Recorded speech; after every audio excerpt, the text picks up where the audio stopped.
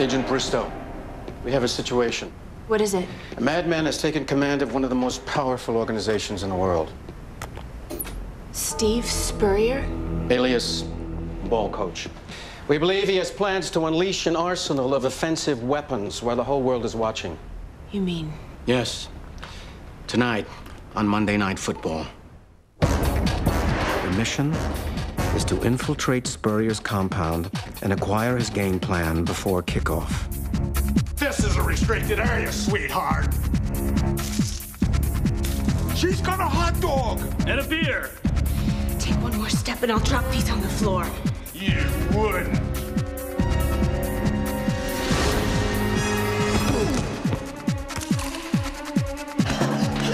Spurrier's smart, so he'll hide his game plan where no professional football player would ever look.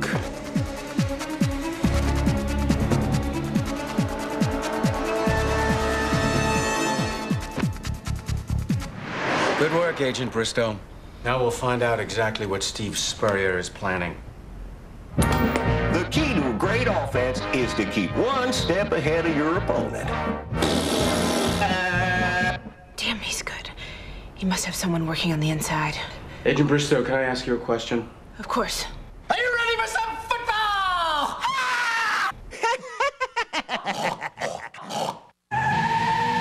Are you ready for some football? Put the pedal to the metal and somebody's steer. Tonight, the NFL kicks it into high gear. The Skins' new coach looks to make an impression. Billy wants to teach him an NFL lesson. You better sit back, strap in, and hold tight. It's always full throttle on Monday night. Come on and hit it. Come on and get ready. Are you ready for some football? A Monday night party. It's a Super Bowl season. We're gonna rock, rock, rock it. Players at the ready. Al and John at the mic. All my rowdy friends are here for Monday night. A very warm Monday evening in Washington, D.C. Temperature 76 degrees.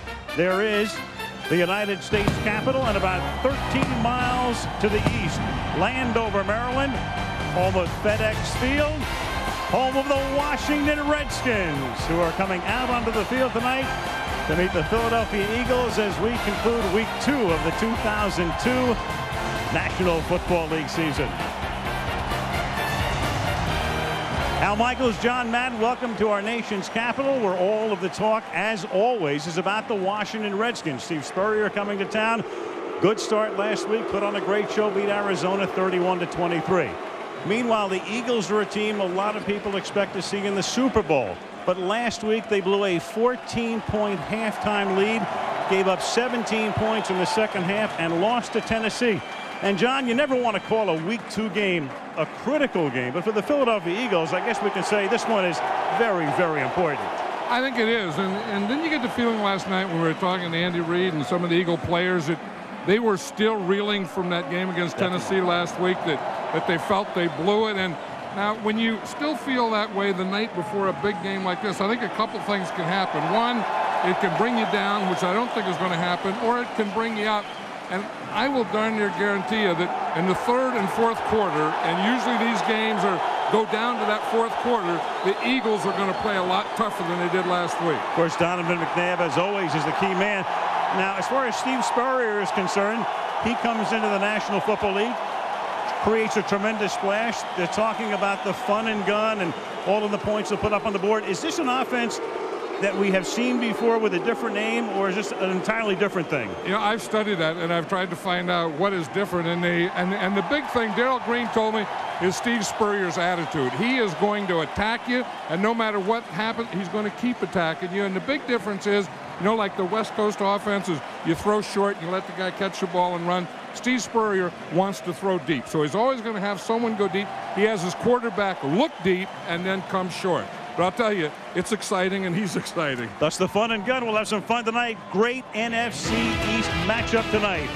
Philadelphia and Washington coming up on Monday Night Football.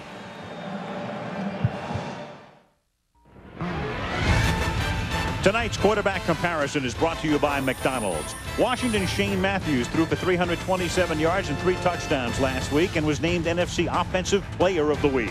For Philadelphia's Donovan McNabb, it was a tale of 2 halves. He threw 3 touchdown passes in the first half, but had only 4 completions and was intercepted twice in the second half against the Titans. ABC Sports welcomes you to the following presentation of the National Football League.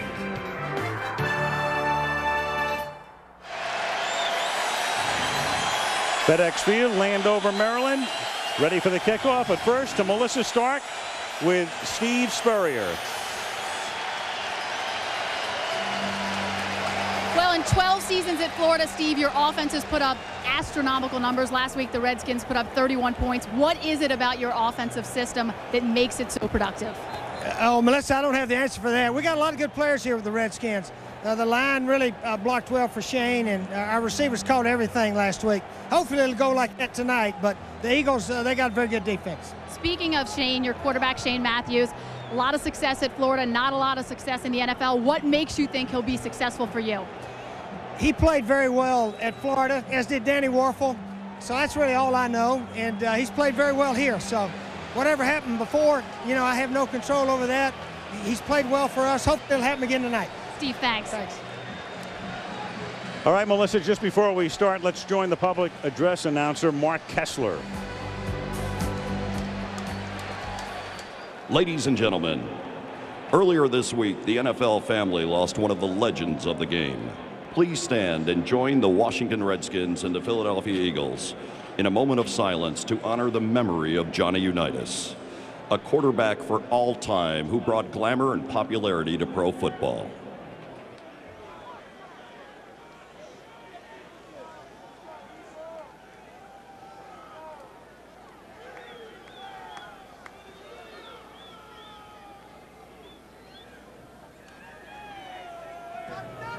Thank you. A moment of silence that was observed in all of the NFL stadiums. You saw a shot, of course, of the former great Redskin quarterback Sonny Jurgensen, and of course anybody who saw Johnny Unitas will never forget it.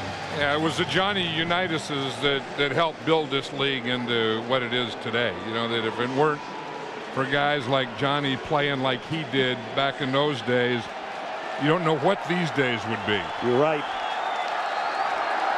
A very pivotal figure.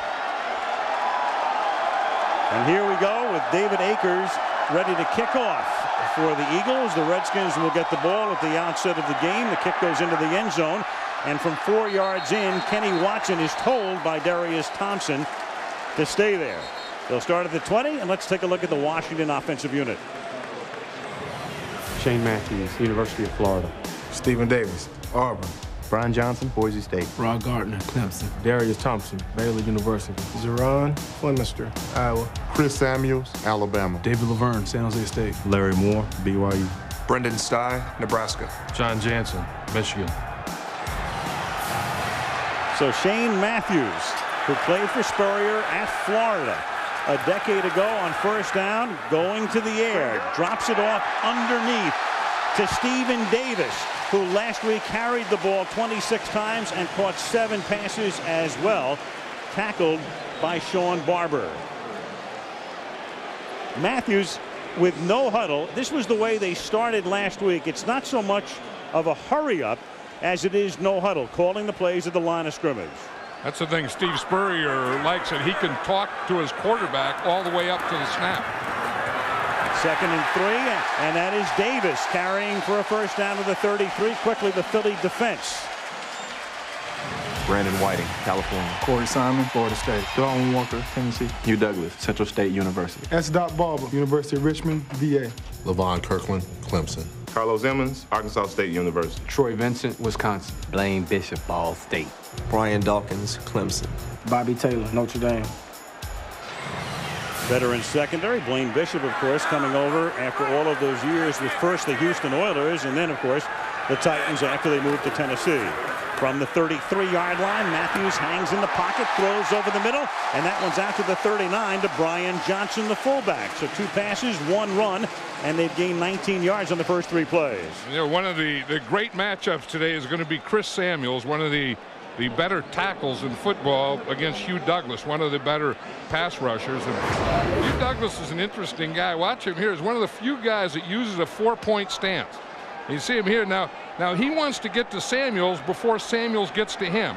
That time, Chris Samuels got to Hugh Douglas first. And Douglas then got to Matthews as Davis on a sweep takes him across the 40 to the 41-yard line. Stephen picks up a couple, setting up a 3rd down and 2 as Brandon Whiting, the right end, makes the stop. I'll tell you one thing, Stephen Davis is going to get the ball a heck of a lot here tonight. Al, they come in with this Steve Spurrier fun and gun and throw the ball around, and they're worried that Stephen Davis won't get it. I'll tell you, both running it and catching it, Stephen Davis will probably get 30 touches tonight. 26 last week, averaged 4 yards a carry, 3rd and a long yard from the 42-yard line.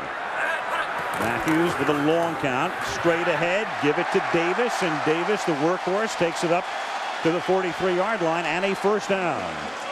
That's the one thing I like about this Redskin offense is you can throw it and you try and get it deep, and all these things that Steve Spurrier likes to do and is trying to do. But if it doesn't work, the thing that he has, he can go to Stephen Davis. But here we're going to watch Brendan Stye here, the right guard.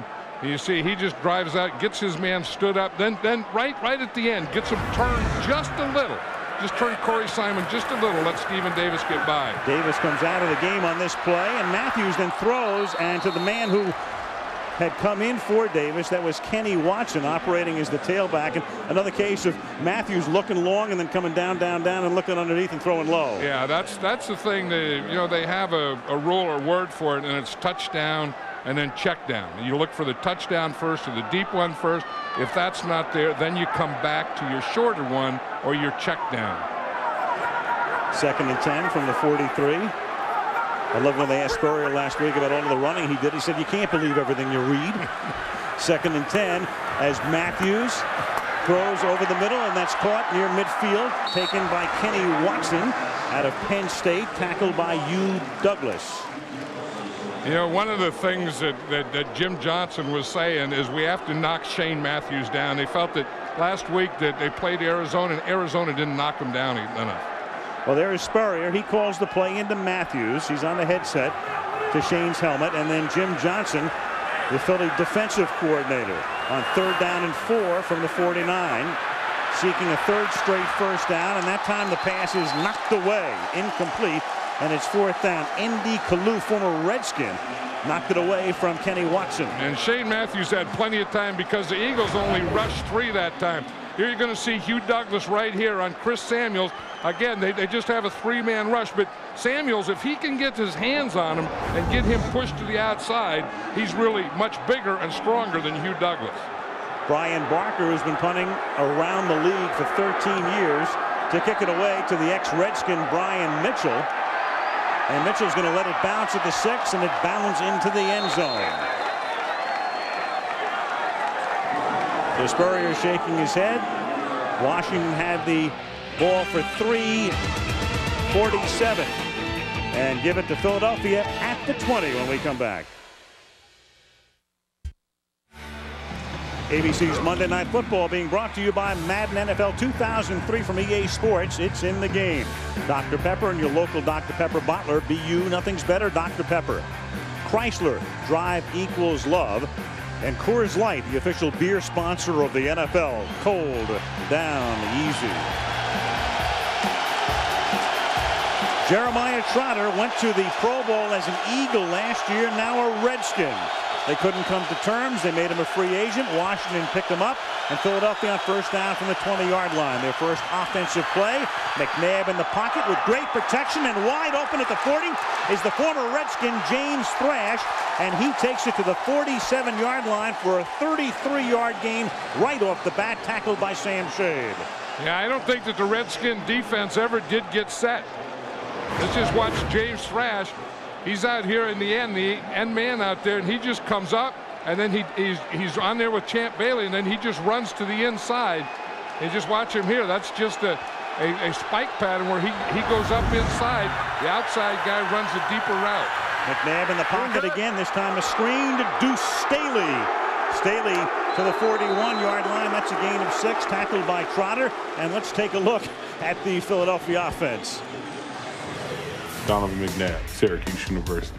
Deuce Staley, South Carolina. Cecil Martin, Wisconsin. Ty Pinkston, University of Southern Mississippi. James Thrash, Missouri Southern. Chad Lewis, BYU. Trey Thomas, Florida State. Doug Brzezinski, Boston College. Hank Fraley, Robert Morris. Jermaine Mayberry, Texas A&M Kingsville. John Runyon, Michigan. Second down and 4 now for the Eagles from the 41-yard line. Dorsey Levens is in the backfield, former Packer. McNabb throwing, and a fingertip catch made by Pinkston. Todd Pinkston, the slender one at 6'2", 170 pounds, down the sideline, picking up the first down, a 26-yard gain. And it's against the veteran Darrell Green. You're going to see Darrell Green is up here. Here's Pinkston right here. He does a little stutter and go. Darrell Green got caught up right there, but that had to be a perfect throw, and that was a perfect throw by Donovan McNabb. Look at that. There was where only Pinkston could get it, and there was no way Darrell Green could touch it. Green, 20th year and probably the final one for him in the league. And through the middle goes Deuce Staley for a gain of 5 to the 15-yard line. Donovan McNabb, selected in 1999 out of Syracuse. Remember, that's the year that Tim Couch was chosen first, and then the Eagle fans all wanted them to go for Ricky Williams, but they picked McNabb. Cincinnati went for Achilles Smith. Then Indianapolis took Edgerrin James before Williams was even selected, of course, by New Orleans, and now he's playing with Miami. He was the right guy. He was the right guy. Second down and 5. The catch is made at the 8, and really paying the price was James Thrash. David Terrell knocks him down. David Terrell did more than knocked him down. He looked like he decleated him and may have knocked some other stuff out of him. This is what you want. I mean, they're going to catch those short ones, but when they do, you have to do this to him. He wants to go that way, and you make him go backwards. I don't know if you have to do that walking and stuff. No. But that's what you have to do. And then create this down, this third down. And this is kind of a 3rd and 3 or 4. This is a passing down. They took him out of any possibility of a run threat. From the 8, McNabb, unless it's McNabb who's the run threat. And McNabb seeks the first down, has it, and has the touchdown.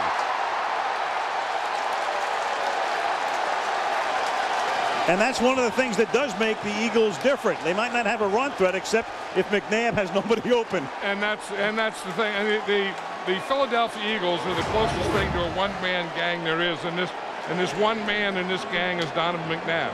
I mean, he can throw it, he can run it and throw it, or he can do like this. He can run it. He's gained 10 pounds, he said, so he can take the hits. He weighs 240 pounds now. So he can run like a fullback. Told us he bulked up during the offseason. Extra point by Akers is good. And McNabb, now playing in his 7th game against Washington in his career, has really hurt them through the years with his feet. Not necessarily his arm, but his feet, as he does here. 7-0 Eagles.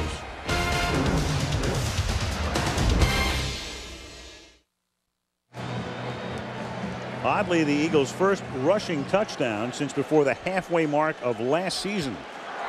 First rushing TD in their last 10 regular season games, as McNabb takes it in to cap an 80-yard 6-play drive, and now Akers to kick off for the Eagles, who lead 7-0. At the 1-yard line, Kenny Watson up past the 20 and taken down up at the 28-yard line. Tackle made by Rashard Cook. 8:04 left in the opening quarter in our nation's capital. Spurrier ready to send Matthews back out onto the field, with the Philadelphia Eagles on top of the Washington Redskins, 7-0.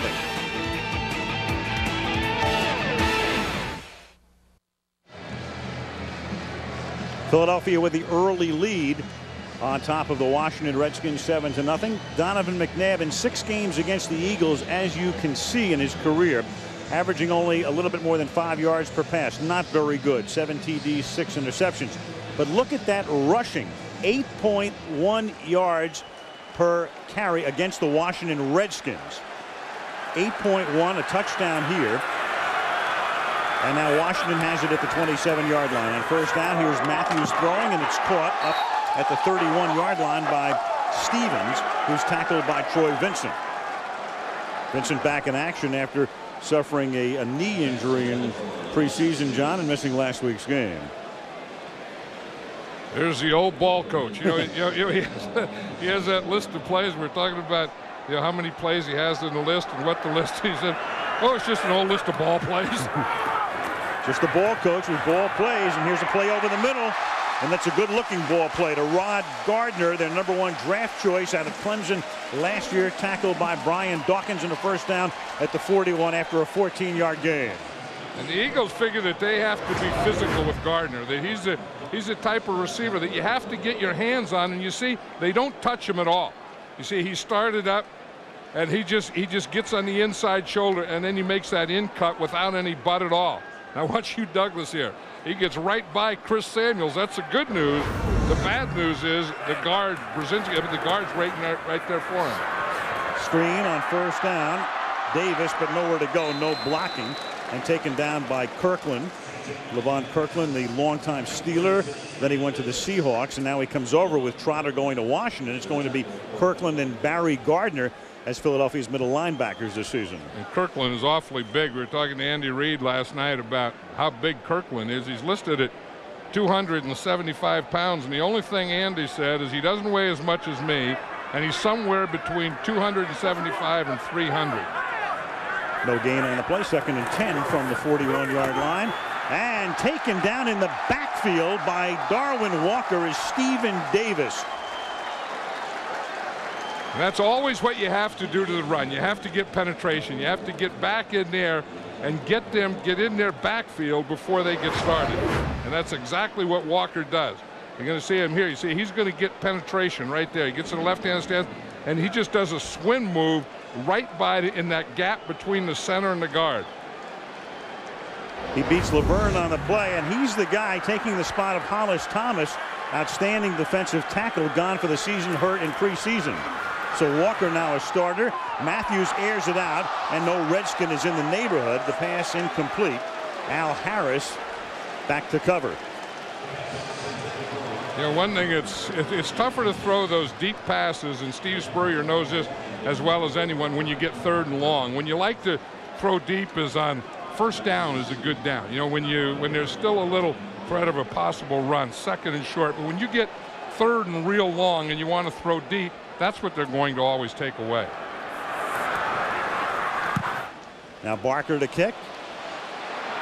His first kick went into the end zone, a 51-yarder, a net of only 31, and this is not a very good kick. A wobbly duck that is down at the 36-yard line. So Philadelphia taking over after a 27-yard Barker boot.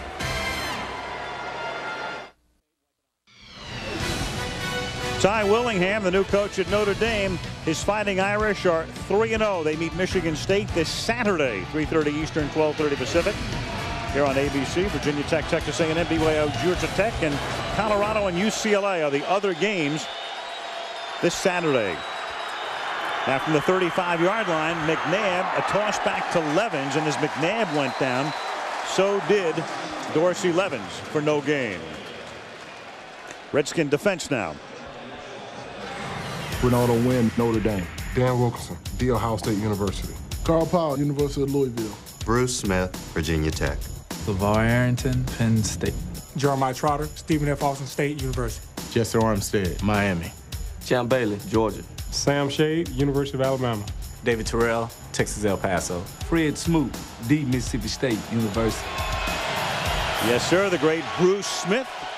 Still in action, 18th year out of Virginia Tech, on his way to the Hall of Fame 5 years after retirement, as the catch is made by the ex-Packer Antonio Freeman, who was picked up toward the end of preseason.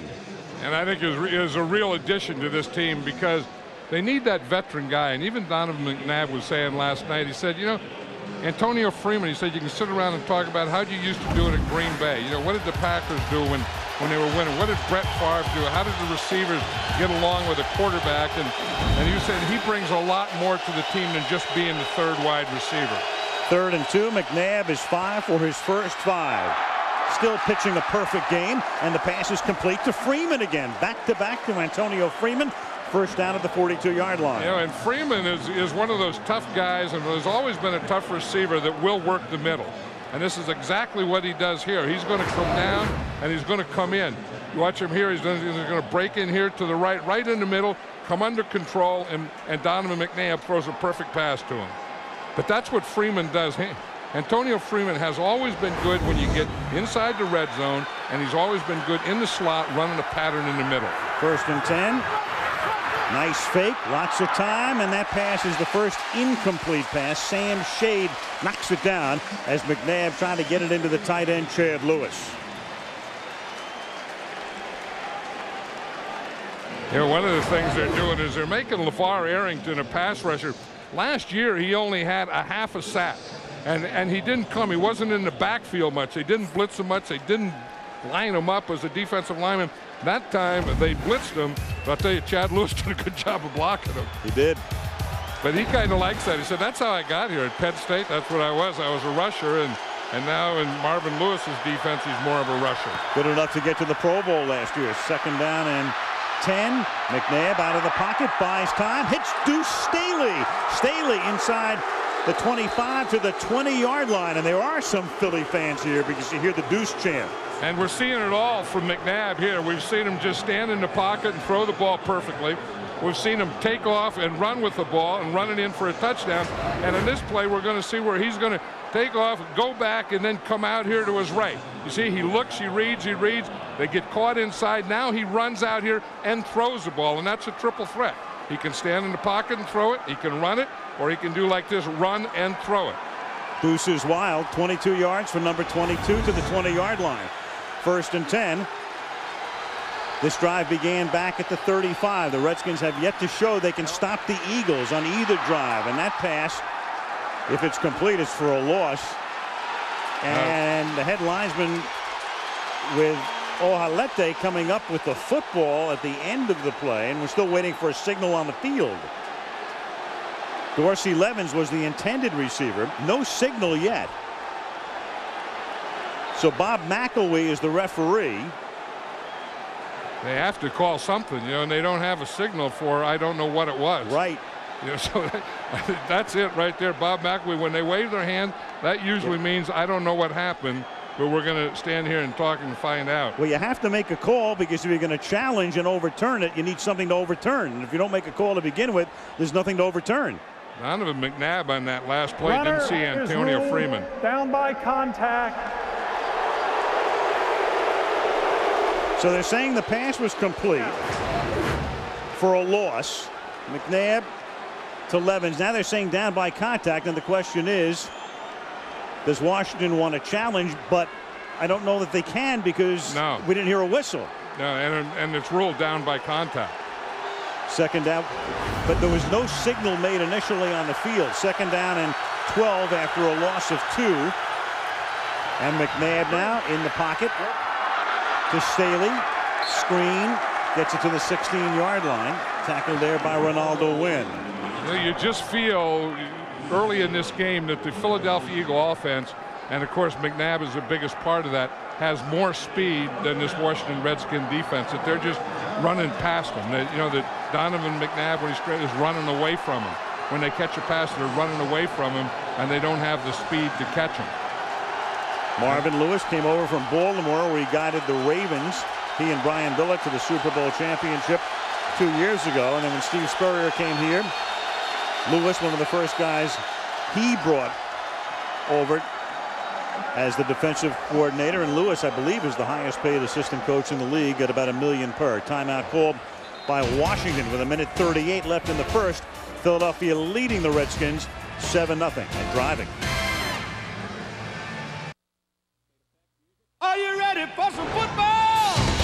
Next week to Florida we go, and the Rams come in 0-2, losing yesterday to the Giants. The Buccaneers were in Baltimore, where John Gruden got his first win as Tampa's head coach.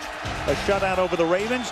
It's the Rams and the Bucs, and what a rivalry that's been over the past 2 seasons on Monday night next week. Now after the Washington timeout on 3rd and 7, McNabb has to get to the 10 for the first down. Fluttering pass, and it's taken short of the first down, taken in by James Thrash, but it's 4th down coming up. And Andy Reid is wasting no time. He's sending that field goal team in. He's not going to let anyone talk him into going for it on 4th down. On the road, if you don't get that first on 3rd, he's not going to give you another shot. I think this is the right thing to do. But a good drive again for the Eagles. They went 80 yards on their first drive. They picked up 53 on this thus far. Now a 30-yard attempt for one of the best kickers in the league, who made his debut as a Redskin 4 years ago. It's good, but a flag is down at the 13-yard line. I tell you, if it's against the Redskins, it is. Yep, that's going to be a first down. Now do you take the points off the board here? Yes. Offside, number 56, defense. 5 yards, first down. LeVar Arrington, and he's been prone to lining up offside occasionally. And I would take the points off the board, and Andy Reid is doing that. I think when you get down and you're this close, that you have to do it. But you see LeVar Arrington here is at the end, right down here, and you'll see that I don't know what the heck makes him jump. I mean, there's no movement or anything, and there's no snap count, and then he just looked like he was trying to time something up, and he just jumped off sides, and that was a big one, because that in essence could be a 4-point play. And a very demoralizing play to a Redskin defense, having a lot of problems at the outset of this game. Under a minute to go in the period, and here is McNabb. He's going to take off, and he takes it from the 7 down to about the 2.5. I think that was an organized run. Did you see Chad Lewis? He was, instead of a receiver, the tight end was out in front, and he was like a lead blocker. See if we can see Chad Lewis is right here, and you see he's coming out, and he's going to lead block right here. You see he's not looking for anything other than someone to block. So that was an organized run, and of course, as you say, when you have a Donovan McNabb and you get down there and you want a running threat, he's the biggest running threat you have. Nice pick by Jeff Rice, the umpire. 2nd and goal from the 2. Fake give off his back foot, pass caught, touchdown to Jeff Thomason. So they take the 3 off the board, add 4 more, and with 9 ticks left in the opening period, Philadelphia with a 13-0 lead going on 14. That was a heck of a catch too by Thomason. That's the one that you go the play fake here, because you got him playing goal line, so you fake into the line there to hold him, and then you get that extra free rusher coming, and you just have to get the ball out there. McNabb does a heck of a job getting it out there, and Thomason makes a pretty good catch. Akers' point after is good. For the first time in 22 seasons, the Eagles have come into Washington and scored 2 touchdowns in the first quarter. So instead of 10-0, it's 14-0, and we check in with Melissa. Well, Andy Reid says what makes Donovan McNabb different is the time that he spends trying to improve. Well, get this, during the offseason, not only does McNabb train his body, he trains his eyes. He practices throwing and reading defenses while wearing glasses called strobe specs. And this is what he sees. He said it works because it's so distracting. It kind of looks like defenders flying in front of you. It helps eliminate tunnel vision. And when you take them off, everything seems to slow down. What do you think, Josh? We try to call a game like that? I've had that look before. I've been hit and stood up and had that look. I didn't know that was one you tried to get. I thought that was one that happened to you when you got doinked. I've had that look before, but not from getting hit. I wouldn't want that. That's something if you say, do you want that or do you not want that? I think that's one you don't. I think you have to take aspirin when you get that. You do. But it's whatever he's doing, it's working. This has been a near perfect first quarter for the Eagles. Yeah, and he's done it all. I mean, he showed Donovan McNabb, like we said earlier, in the pocket, showed him running with the ball, organized run and scrambling, and then running and throwing the ball. Akers, 3rd kickoff of the night for him. Bouncing ball fielded inside the 10 by Kenny Watson, and he'll bring it up to the 29-yard line. We were talking earlier that you could just feel these Eagles last night were still upset from last week's game, and that can either bring you down or pick you up. And I just felt that it was something that they had that feeling, but they were going to come out here as determined as you could be. And I just had that feeling last night that they were going to be that way, and I had that feeling tonight that they are that way. And Andy Reid has watched his team outgain the Redskins 140 yards to 40. 1st and 10 from the 29-yard line. A little shovel to Davis, and Davis gets taken down. Knee went down at the 29 for no gain. So that is the end of the first quarter, with the Philadelphia Eagles coming into our nation's capital and leading the Washington Redskins 14-0. Monday Night Football back after this message and a word from our ABC stations. Marvin Lewis has a few choice words for his defensive unit. They gave up 140 yards in 15 minutes of action. Well, he was saying that he wants the Eagles, after they go through their script, which was the first 25 plays, then he makes his adjustments. And the Eagles have shown him everything, and Marvin Lewis is over there having a heck of a lot of adjustments to make. Matthews on 2nd down. Little screen, incomplete for the moment. And it's all Philadelphia. McNabb was 11 of 12 for 122 yards. And, you know, he can play that way. I mean, I've seen Donovan McNabb do this, and, you know, sometimes he'll go the other way and you'll say that, you know, geez, he's not getting the ball to his receivers. But then the minute you say that, he'll go and he'll hit 10 in a row. 3rd and 10. Eagles now with 6 defensive backs in the game. Matthews from the shotgun throws underneath. The pass is complete. Still on his feet is Darius Thompson. Does he get the first down? No, he was down. No fumble. It was ruled down. It appears to be a little shy of the first down. Hit by Blaine Bishop. You know, it's interesting, the Eagles, maybe it's because they have a 14-point lead, but, you know, Jim Johnson is very aggressive and he blitzes a lot. But on these 3rd downs so far, he's been rushing 3 and covering with 8. You watch this, he's just in a 3-man line here. He has a rusher over here, a rusher in the middle, and a rusher from the right, and they kind of did collapse the pocket a little. You see, he almost has a first down right there. Now it's where the ball is because they said it's down, so it's where the ball hits. They're going to measure. Yeah, it's where the ball is when well, the first thing that hits is a ball, so it's right there. It's where the ball is. You know, it's usually you say where, you know, where the ball is, where his knee went down, where the ball is, when his butt went down. That one is where the ball is when the ball went down, which obviously was short. Well, what's the old ball coach going to do here? 4th and inches. The old ball coach is going for it. I think in this situation with this much time, I think you punt it. Unless, you know, he could be getting up there to try and draw him off sides, too. Right, if nothing else. They went for it last week. Of course, it was a game that was very early in the game. They weren't down by 2 touchdowns. They're going to go for it on 4th and inches. And that's a little bit of fun and gun on the ground. Stephen Davis for a first down. Heck of a call from the old ball coach. 10-yard game. I mean, think about that. If you don't make it, you're giving the ball to a team deep in your own territory, a team you haven't stopped yet. You know, Chris Samuel's got a heck of a block. Watch him. He's the left tackle right here. Look at that block and drive right there. That's what created the hole. I think he has his right leg all bandaged up. He's kind of playing on one leg, but he got a lot of drive from that. At the 48-yard line, 1st and 10. Matthews deep, nobody home. That's that deep one that he's going to try and throw. We talked. Steve Spurrier said, look, it's about time. We went for it on 4th down. You know, sometimes you do those things, and I'm sure that's what Steve Spurrier is thinking, to change momentum. That the Eagles have all the momentum, and you have to, you've gotten your crowd out. The Eagles have, so you have to get your crowd back into it. You have to get your team back into it, and you have to get some lift. And I think that going for it on 4th down and getting it gave them the lift. Now they have to take that lift and do something with it. Huge gamble, huge. And it works. 2nd and 10 from the 48. Screen, and that's incomplete. A lot of traffic there. And Stephen Davis could not bring it in.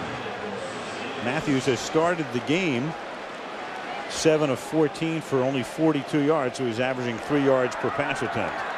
Yeah, defenses are really playing those screens well. That was Ike Reese. He was out there, and if you're in the, you like to run a screen against a zone defense where all those linebackers are dropping off. When the linebackers are in man defense. They'll get up on the man that you're throwing the screen to. That's what Ike Reese did on that last play. Back to the shotgun on 3rd down and 10. Eagles show blitz. They come from the left side, and the pass is picked off. Troy Vincent, hurt last week, didn't play in Tennessee, and Troy Vincent, the 11th year corner out of Wisconsin, intercepts Matthews. And one of the better corners in all of football. I mean, he's a tough guy. He's good against the run, and he's also good against the pass. I mean, he can play tight coverage. He can do all these things. You see, he's the outside guy here, and you'll just see that they start in there, and they're going to run an in or a slant right there, and he just gets the jump, and they're trying to throw the ball to Rod Gardner, and it looks like Troy Vincent gets back there, and he makes a better read on that ball than Gardner did or Matthews did in throwing it to him. 38th interception of his career.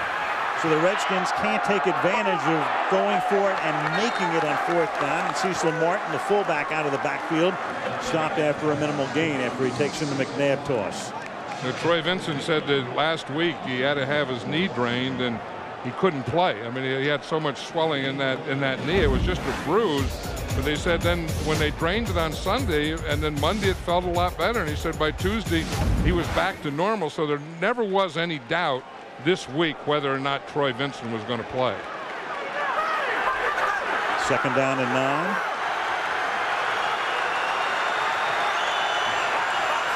With Lewis in motion, McNabb rolling and looks back the other way, and then finally throws it away into the Redskin bench.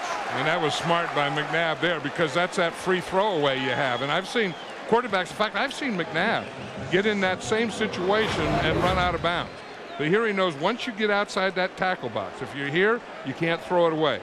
Now, once you get to this point right here, from here on, if you don't have something there to avoid the sack, you can throw it away. That's exactly what he did. Now, if he would have ran out of bounds, he would have lost 7 or 8 yards. Hank Fraley there, the center, with a pretty good hold on Dan Wilkinson that went undetected. 3rd down and 9 from the 45. Fraley will do that. And McNabb will take a timeout as he took a look at the defense. Didn't like what he saw. Timeout, Philadelphia. With a 3rd and 9 upcoming, and the Eagles off to a 2-touchdown lead in Washington.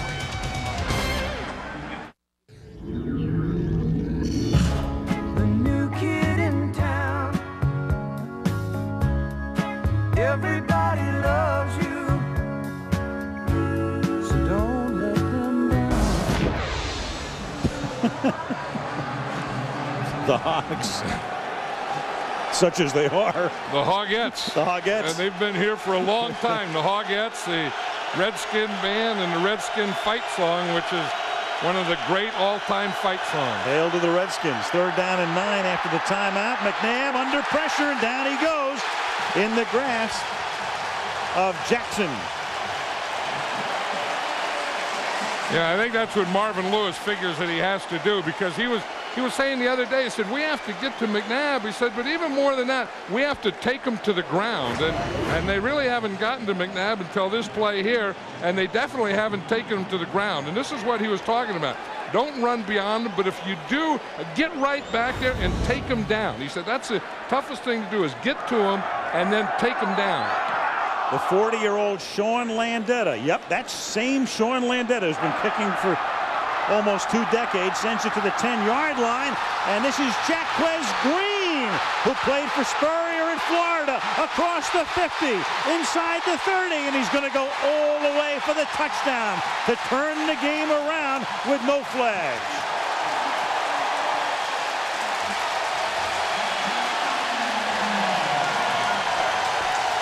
'53-yard Landeta kick and a 90-yard run back. Jaquez Green, and that's the thing, you know, there's a lot of ways you can change momentum. You can change it with your offense, you can change it with your defense, and you can change it big time, especially early in the season with special teams. Jaquez Green made some great moves to get to this point. Now, once he gets here, he has the outside. Sean Landeta is the closest guy to him. No one is going to catch Jaquez Green. There's Daniel Snyder. Now that's what I paid that money for. Extra point by Tuthill. The new kicker is good. Conway hurt last week, and they signed James Tuthill. Second longest punt return in Redskin history to make it 14-7. Tune in tomorrow night. Good show. John Ritter and Katie Segal are married with kids in the new comedy 8 Simple Rules for Dating My Teenage Daughter. You'll see it tomorrow at 8 Eastern and Pacific, 7 Central and Mountain right here. And Jacquez Green, the former Gator, with a 90-yard run back to make it 14-7. The second punt return touchdown of his career. 5th year in the league, the first 4 at Tampa Bay. Kick to the 3-yard line. Damian Douglas brings it back up to the 25-yard line. Mentioned that's the second longest punt return in Redskin history. 96 yards by Bill Dudley in 1950 against the Steelers. The longest, so the longest for a Washington Redskin, John, in 52 years. So we're here for some history, huh? A little bit of history. And Jacquez Green provided it, and he's one of Steve Spurrier's guys. And you know, this is what you're talking about here. Florida and Florida State are represented by more players than any school in the league right now. Look at that. It's very close. Michigan is right there. Notre Dame is right there. But look at Washington. They have a player from each of those schools except, you guessed it, Florida State. No Seminoles on the Redskin roster. At the 30-yard line, the catch is made by Brian Westbrook, the rookie out of Villanova, who grew up in this area, then went to school in Philadelphia and stays at home as an Eagle for a first down. You know, Al, I think something's wrong with Donovan McNabb's either hand or arm or shoulder, because you watch him here, and after he throws that ball, he kind of picks his hand, and then here it looks like it could be his shoulder, and he's been doing that after a number of plays. Even that last play there, see how he kind of throws and bends over? There's something in him that's not working properly. No doubt, and it happened tonight. There was nothing that we know of coming into the game. He throws here, and the pass is almost one-handed by Antonio Freeman, who is blanketed on the play. Champ Bailey was right there. That's a great matchup there. Antonio Freeman, one of the very good wide receivers. Antonio Freeman doesn't look like the same guy he was at Green Bay. He's lost about 10 pounds. I think he wanted to get a little more speed to get away from guys and get a little separation more than take those big hits. And Andy Reid was saying last night he thinks that Antonio Freeman's his best receiver right now. Mike Sherman wanted to keep him, but he said he knew he couldn't come back and take a big pay cut. Handoff here to Brian Westbrook, the Villanovan, who takes it up to the 46. It's a gain of 2. Stopped by the ex-Giant Jesse Armstead. So their linebackers are the former Giant Armstead, the former Eagle Trotter, and the emerging star Arrington. Good threesome. Yeah, and they can be a good threesome. I know that Andy Reid felt that he wanted to test their discipline tonight because, you know, in this defense, and again, the way you test the discipline is, do they take the gaps when the ball goes away from you? So some of his stuff that he's been doing with Donovan McNabb is to test the discipline of the Redskin linebackers. 3rd down and 8. McNabb guns it over the middle, and he looks for the big man over the middle for a first down inside the 45. That's Antonio Freeman. Well, I'll tell you, Trey Thomas did a job over there on that side, and on the left tackle. We're not going to see the left tackle right now. We're going to see the play here, but Trey Thomas right up there on top just puts his man on the ground, and it's blocks like that that lets the quarterback step up to make throws like that. Freeman's now caught 3 for 35 yards. 3 receivers set to the left. And coming on an end around is Brian Westbrook, and the rookie takes it to the 32-yard line. As we check in with Melissa, an update on McNabb. What do you know, Melissa? Well, just to follow up on what John was saying, I went and asked the trainers if there was anything wrong. They said there's absolutely nothing wrong. He's fine, even though our pictures may say otherwise. I'll keep an eye on it. Absolutely. As the daughter of a doctor, I know you will. I think that Brian Westbrook is something that the Eagles have big plans for this year. I mean, he's been a pleasant guy for them in training camp. Now there's Deuce Staley Well, it's a three-headed running back alignment right now. What they really wanted was Correll Buckhalter to be their base back this year, but he tore his knee up during the offseason in minicamp. So you've got to go with Staley, and they brought in Levens from Green Bay and then drafted Westbrook. And that's what they do. Deuce Staley is the base or the first down guy, and then Dorsey Levens comes in when they go 3 wide receivers. Then Brian Westbrook comes in when they go 4 wide receivers, or some special plays like we just saw with him, that end around, which was also 4 wide receivers. 2nd and 2, fake it to Staley. McNabb with a ton of time, then throws over the middle, and wide open was Thomason, who caught the earlier touchdown pass, and that's a first down, and it's a 1st and goal. Trotter and Arrington converge on the tackle. And the big thing, Al, that you said was a ton of time. I mean, that's the thing. The Eagles are just too quick for this Washington Redskin defense, especially the front 4. They really can't get to McNabb, and then they don't have the speed when he starts to run away. And look at the time. Look at this pocket here. I mean, and he's right there. He can look and look, and then not only does he have a lane to look in, but then he has that same lane that he's looking in to throw in. I still think there's something wrong with him. I know they say there's not, but he keeps grabbing something. Those pictures don't lie. Fake toss, and then the pass is a little bit low, and it's incomplete. The official right there to say no, sir, to Chad Lewis. 2nd and goal. Well, McNabb, bad hand or wrist or shoulder, whatever it is still 15 out of 19 for 171 yards. Yeah, and he's doing everything that McNabb does, and he's doing it very well, and he's calmed down. I mean, you can just see that he's bringing, that calmness that a quarterback has to, to the field, to the huddle, and obviously to his teammates. 2nd and goal at the 9-yard line.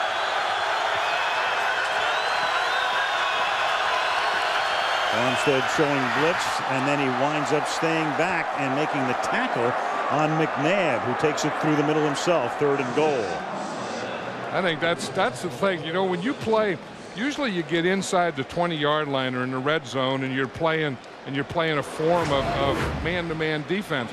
And when you play man-to-man defense, there's no one for the quarterback. No one takes a quarterback. So if you have a quarterback that can run, that's the best time to run him, is in this situation where they got everyone covered, but they don't have a man for the quarterback. Then you got to go to the spy.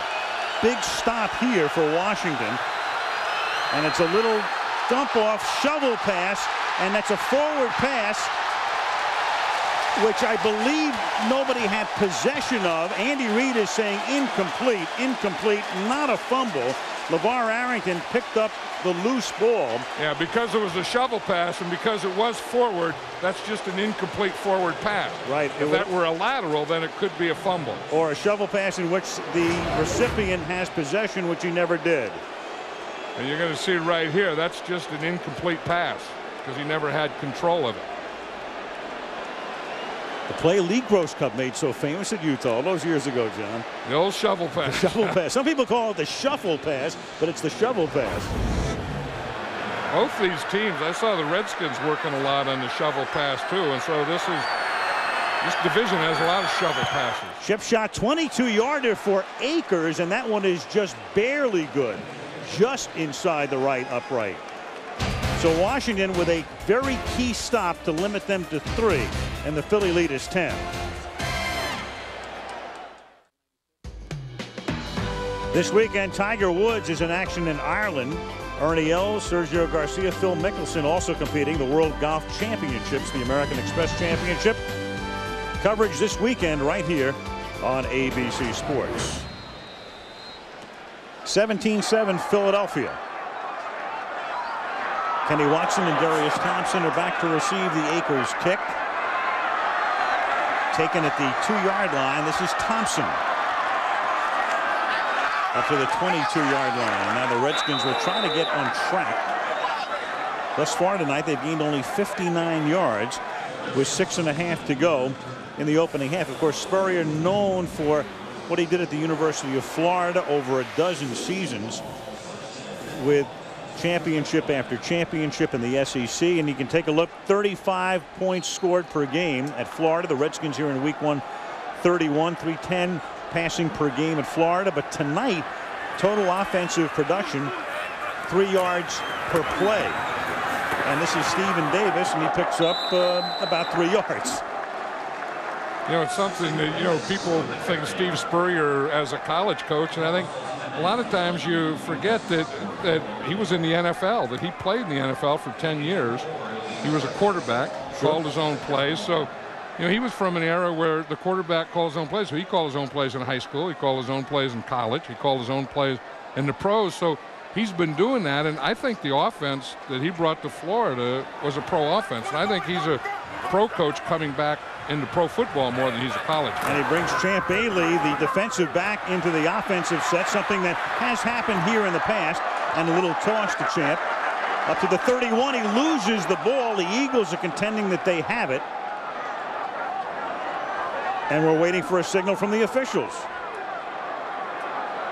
If the whistle blew, the play was over. If it didn't blow, Brandon Whiting's going to have the fumble recovery. But again, we have a situation where we had no call on the field, and Bob McElwee moderates this conference.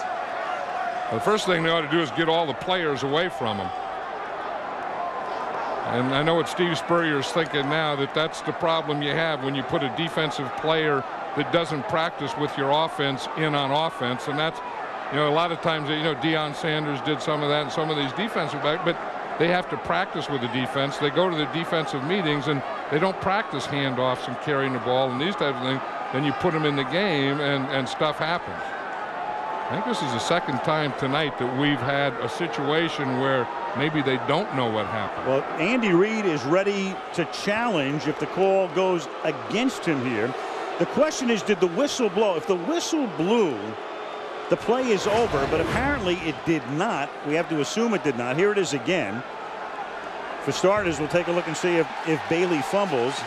Well, you see the ball come out, but again, it's, you know, it's at what point it came out.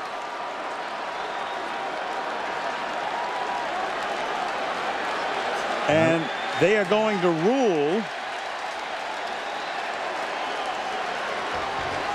Well, the Eagles offense is out on the field, and there's no one out there for the Redskins. There's no defense or offense out there. Right, the offense came back over for the moment. Washington is challenging the ruling on the field that it is a fumble.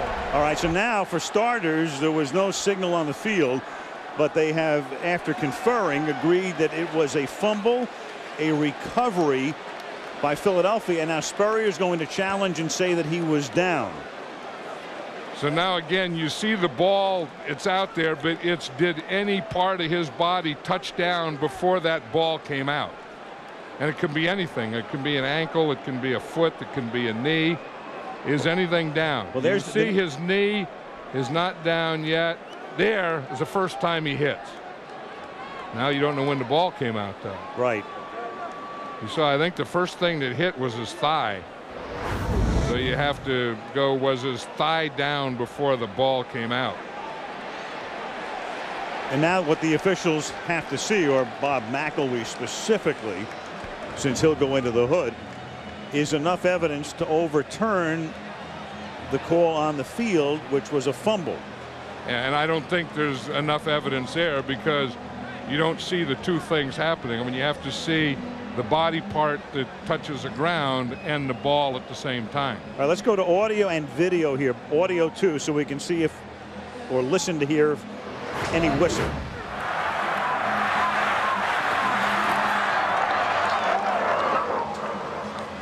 No whistle. I don't think the whistle comes into play there, but I don't know when they decided that that was a fumble. But then somewhere in the talk they had to say, is it a fumble or not, and then they decided it was a fumble. So now you go to review to see if he was down before he fumbled. Well, I haven't seen anything conclusive yet to overturn what the call on the field would be. Well, see, I mean, you can see there when he hits down, but when you see when he hits down, you don't see where the ball is.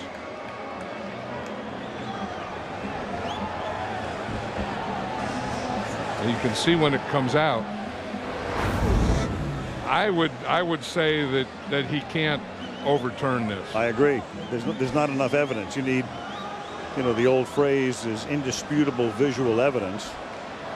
But I think that's the best way to do it. I mean, I think, you know, the way they have this system of instant replay now, I think you just start calling everything a fumble, and then at least you can review it. Well, if you say it's not a fumble, then you can't. One of the things they're doing this year, John, is they're telling the officials to hesitate a moment before they blow the whistle, because if you have a quick whistle, if the whistle had sounded when he hit the ground, it could have been reviewed.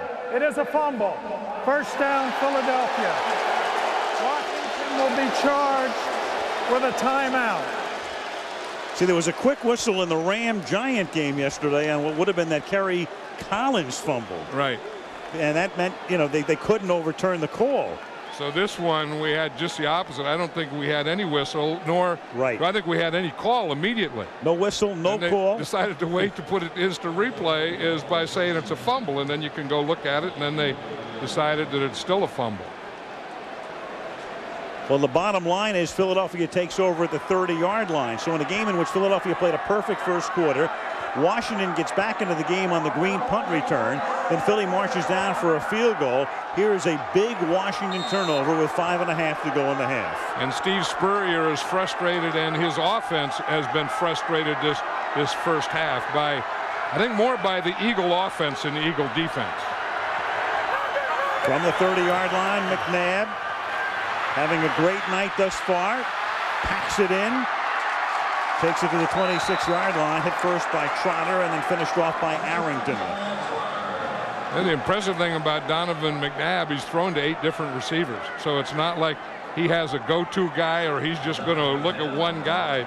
You know, he's going to move that ball around. Watch Jeremiah Trotter. He's right there. Now they said, we've had enough of this. We're going to spy McNabb. When he starts to run, we're going to put Trotter on him. Now you have to be able to catch him. And then when you catch him, you have to be able to tackle him. 2nd down and 6 from the 26-yard line. McNabb throws, slant, caught. That's Todd Pinkston making the catch, about 1.5 yards shy of the first down. If you're going to spy on McNabb, who better to than Trotter? I mean, Trotter played against him in practice for 3 years. Yeah, but I don't know that Trotter can always catch him. That's the thing. I mean, McNabb is faster. I would think if you're going to have a spy with your linebackers that can catch him, it would have to be Arrington. But then you don't want to waste Arrington on just spying, because if he passes the ball the way he's been passing, then you just have that guy who would be a spy if he runs, just in no man's land if he throws. That's the dilemma. 3rd and 2, another key stop upcoming for the Redskins, trying to limit them to, at worst, a field goal attempt. 3rd and 2, McNabb to the end zone, and the pass is incomplete, a little too long for Antonio Freeman. One of the things that Marvin Lewis was talking about is he didn't want his defensive ends running around beyond McNabb, and that's exactly what Bruce Smith did on that last play, and he almost got back, though. I mean, he ran him by, and then he almost got back. That's a good matchup over there. Trey Thomas for the Eagles against Bruce Smith. Now Akers, who just barely made that 22-yarder, hooked it and it just got inside the right upright. This is a 40-yard attempt. And that looks more like the Akers that the Eagles have come to know and love. One of the very best in the league. 3:54 remaining. So after the turnover, as you look at Bruce Smith, Philadelphia leads 20-7.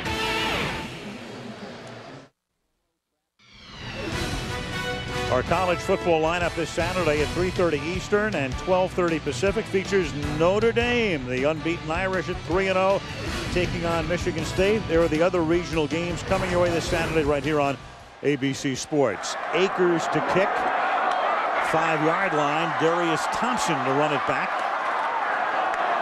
Back up to the 28 and a flag down at the end of the play. Bob McElwee, who has refereed 2 Super Bowls in his long career.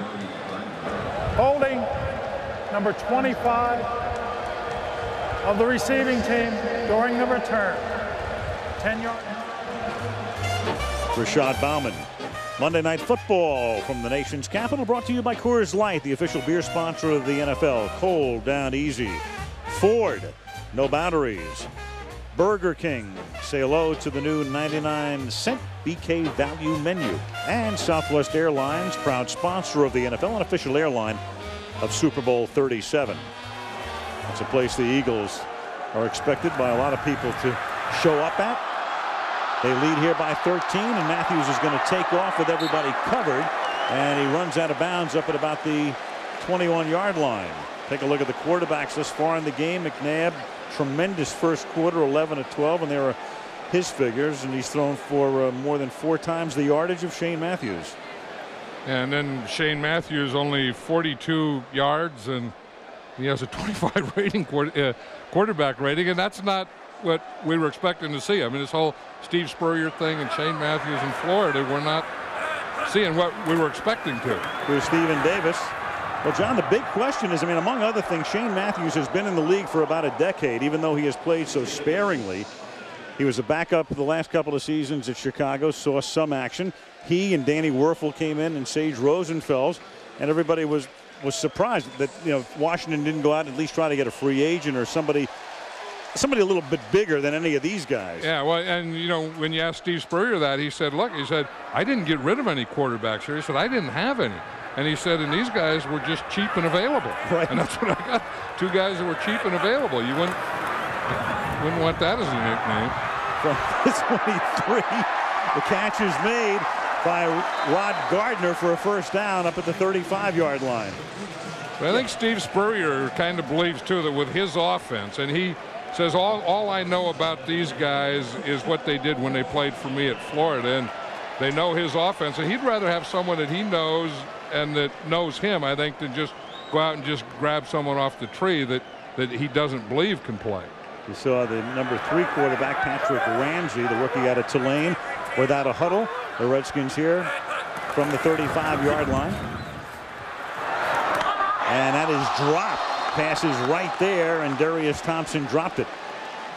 Thinking about that, you see scouting reports on quarterback, nimble feet, good thinker, great arm, and then there's cheap and available, right? Yeah, that's the thing, you know, with the salary cap and all this salary stuff. I think you probably have, you know, expensive and good, you know, pretty good, and you know, pretty much you have to pay, and then you got cheap and available. I'll take 2 of those. Give me 2 cheap, 2 available, and we'll go from there. So in a fantasy league, what is he worth? A nickel? I think in a fantasy league, you let someone else have him. Second down and 10 from the 35-yard line. And Matthews slides to a stop. Oops. Up at the 43. There's contact made, but no flag. Bobby Taylor went down, and that was right on the margin. In the meantime, there's an eagle hurt back at the 25-yard line, and that's Darwin Walker, who, of course, is the guy who has supplanted Hollis Thomas, who's out for the season, as we come to the 2-minute warning.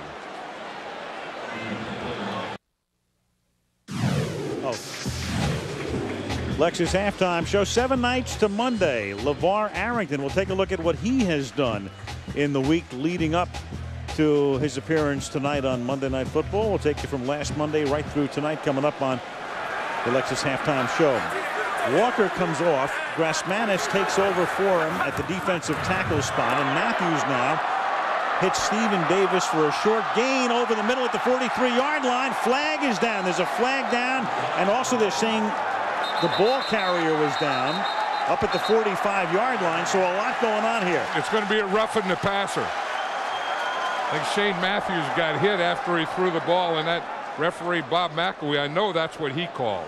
McElwee called that. In the meantime, I think they're saying down by contact. Was stopped. There is no fumble. The roughing the passer by 53 defense will be enforced from the end of the play. 15 yards, first down. That's Hugh Douglas. Remember, Hugh Douglas was the guy that put Matthews in Chicago after he hurt, remember Miller in that play? Sure. And he goes here. Oh, I don't know about that. I mean, the ball is out. I mean, he's trying to hold him up, but it's still, I mean, one place, I mean, the ball was gone and he did hit him, but that wasn't the type of thing where he was trying to take a cheap shot or anything. I agree with you. That was the Eagles' first penalty of the night, and now Matthews really gets clocked, and the pass is incomplete, and that was Brian Dawkins on a safety blitz.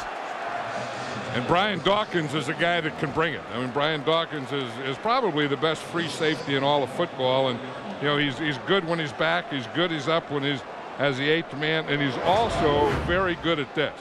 I mean, he's a heck of a blitzer. You're going to see him coming here. He's disguising it, holding it, holding it, holding it. Then you'll see him come into the picture right there. And whew, did he unload on Shane Matthews. Philadelphia is going to take a timeout. Washington has now run 29 plays. This is the first time tonight they've crossed midfield, a minute 40 to the half. Can't we all just get along? Birdman, the Hogs. Remember the real Hogs that Joe Gibbs coached? Sure. Offensive line, John Riggins. Yep. Boy, those were fun days here in Washington. So Russ Grimm last week, assistant coach now at Pittsburgh, 2nd down and 10. This is Kevin Lockett making the catch, taking it to the 35. Each team with 1 timeout remaining as the clock ticks down under a minute and a half. Yeah, this is one of the things when I was looking at this Washington offense and thinking, you know, what do they do that, you know, that they do in college? And it's those wide receiver screens, but those were brought into the NFL, you know, 4 or 5 years ago with the Chicago Bears, and now everyone in the NFL is running what we just saw there, a wide receiver screen. 3rd down 5 out of the gun. Eagles blitz, pass is incomplete. Good coverage over the middle as Brian Dawkins was right there, draping himself over Chris Doering. So now 4th down and 5. And you're looking at, well, if you're going to try to kick a field goal, it'll be a 52-yarder by a guy just called back up in effect. Tuthill had been with them in training camp. They lost Conway last week, so they're going to go for it on 4th and 5 from the 35. Yeah, shotgun, and they have 5 receivers, 3 on the right side, 2 on the left side. And his movement up front. So that's going to make it 4th down and 10 as David Laverne got up and out of his stance. Offense, 5 yards. And that probably takes them out of a situation where they can go for it on 4th down.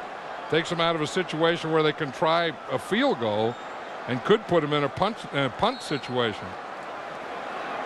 Although I think Steve Spurrier is saying, look, it's 4th down and we were going to go for it 4th and 5. We're still going to go for it. When it comes to convention, forget about it with him.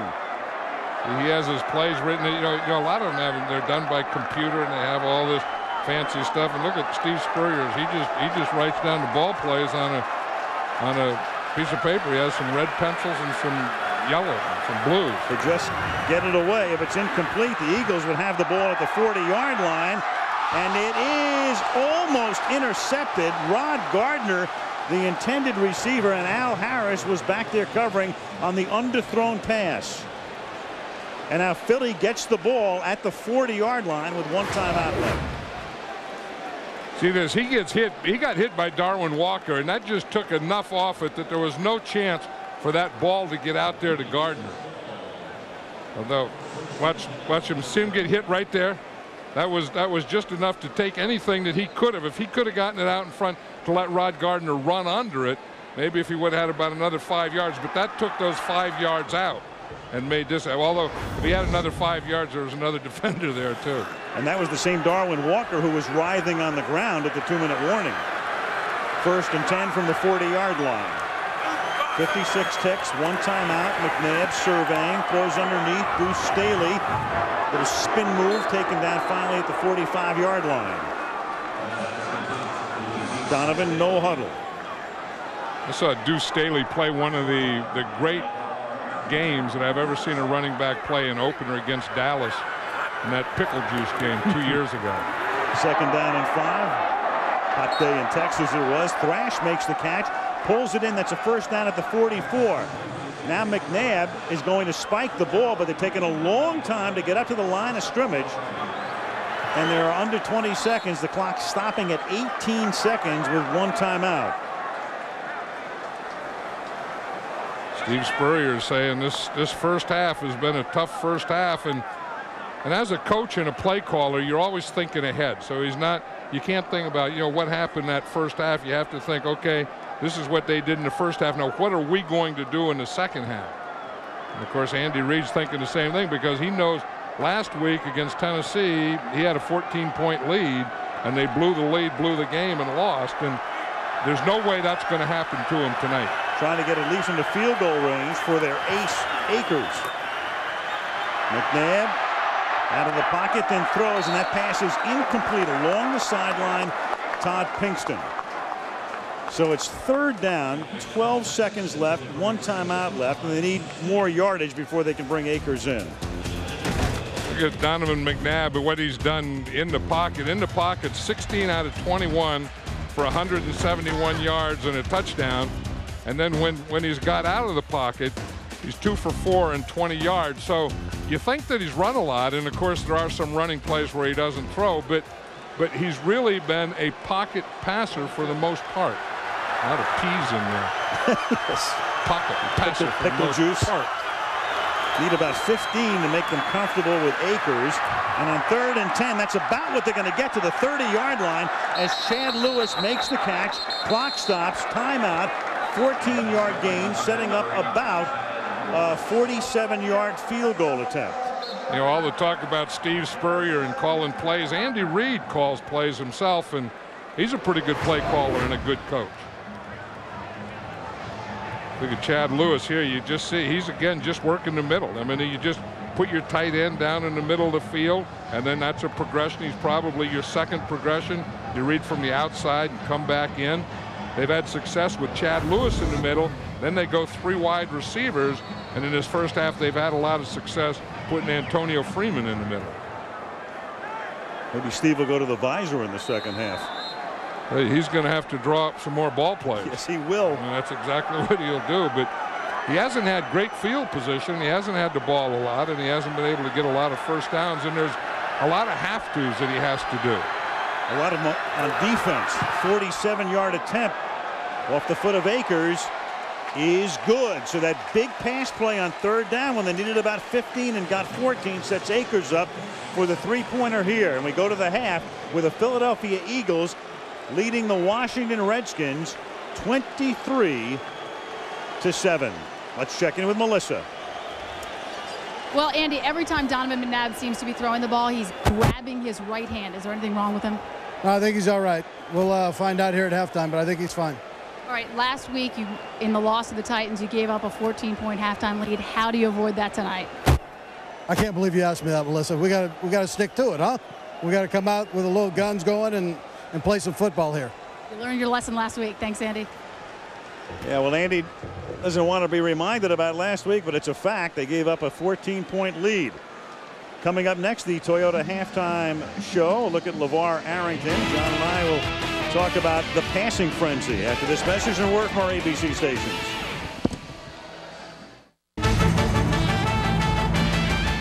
The Lexus halftime show, brought to you by Lexus and their passionate pursuit of perfection.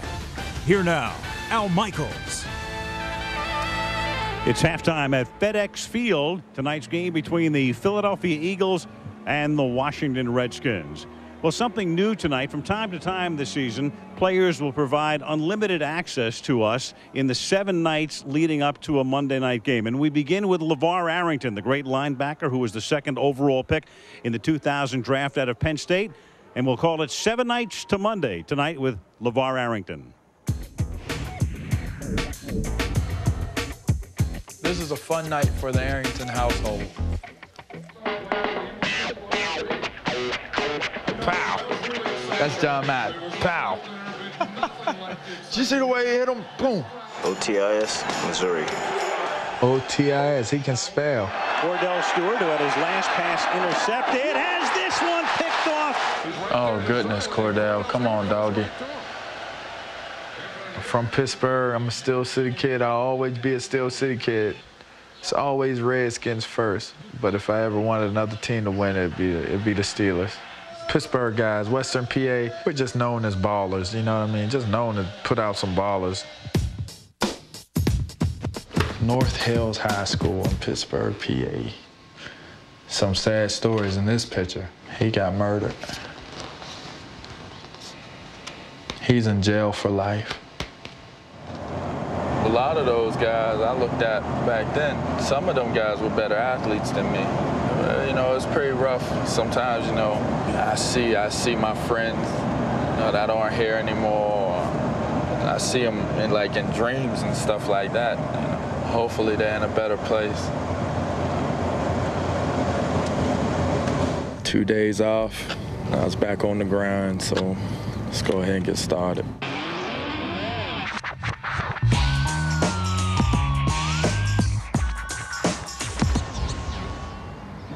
But I do have a taste for some ribs today. Man, put that back in there and bless the table. Go ahead. She was getting ready to bless the table. You get ready to eat. This is my chest room.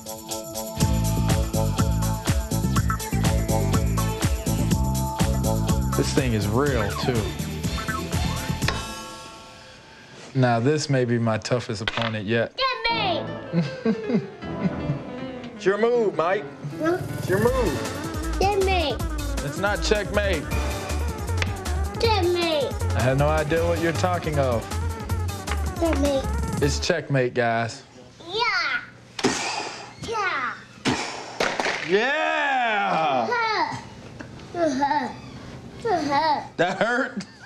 My bad. Give me some. Hey, give me some. I apologize. Mike, I'm sorry. Mama, I'm sorry.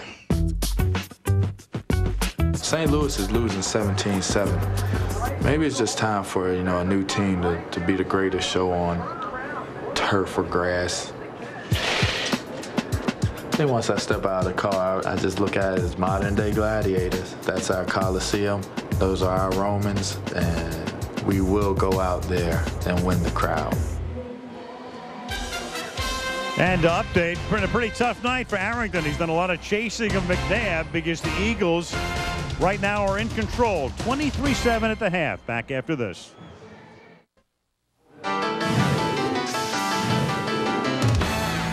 A sight we've seen for the first 2 weeks of the season, seemingly on every other play, even more than that. The ball in the air in the National Football League. I mean, John, last week, Tom Brady threw 25 straight passes. Rich Gannon threw 64 passes last night. Sometimes you don't know if there's a trend or an aberration in play here, but what do you make of all of the passing the first 2 weeks? I think it's a real trend, and I think we saw it coming that it's a lot easier to pass in this league now, the way the defenses are playing, than it is to run. And there's no such thing anymore as a running down. I think that every down is a passing down. I think you pass on first, you pass on second, you pass on third, you pass on short, you pass in every situation, you spread them out. And the defenses, they all started to kind of jam in and, bring that eighth guy up and do all those things. They can take the run away from you. So then I think the offensive coaches started saying, if that's what we're going to do, let's spread them out and throw every down, and it's working. A lot of teams, of course, would love to copy what the Rams have done the last 3 years. But what about the Rams? We're going to see them next week. They're 0-2 right now. But, after having said that the way to play is to throw on every down and spread your guys out and do all the things, I think the Rams have to go back and run a little. I think they have to go back and, I think they got enamored with Marshall Faulk as a receiver. And I think maybe they have to go back and make him more of a running back now. Well, we're going to see that next week. It's a very big game for St. Louis. They try to get on track to Tampa. Meanwhile, here's a touchdown pass from McNabb to Thomason. 23-7 at the half.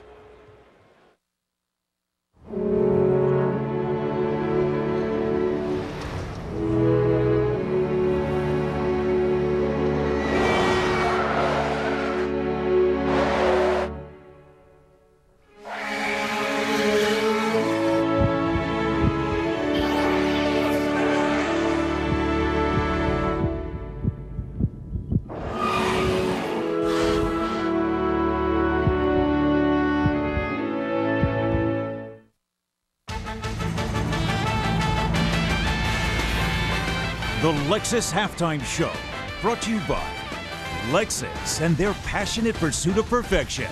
We'll be back with the second half kickoff after this from our ABC stations.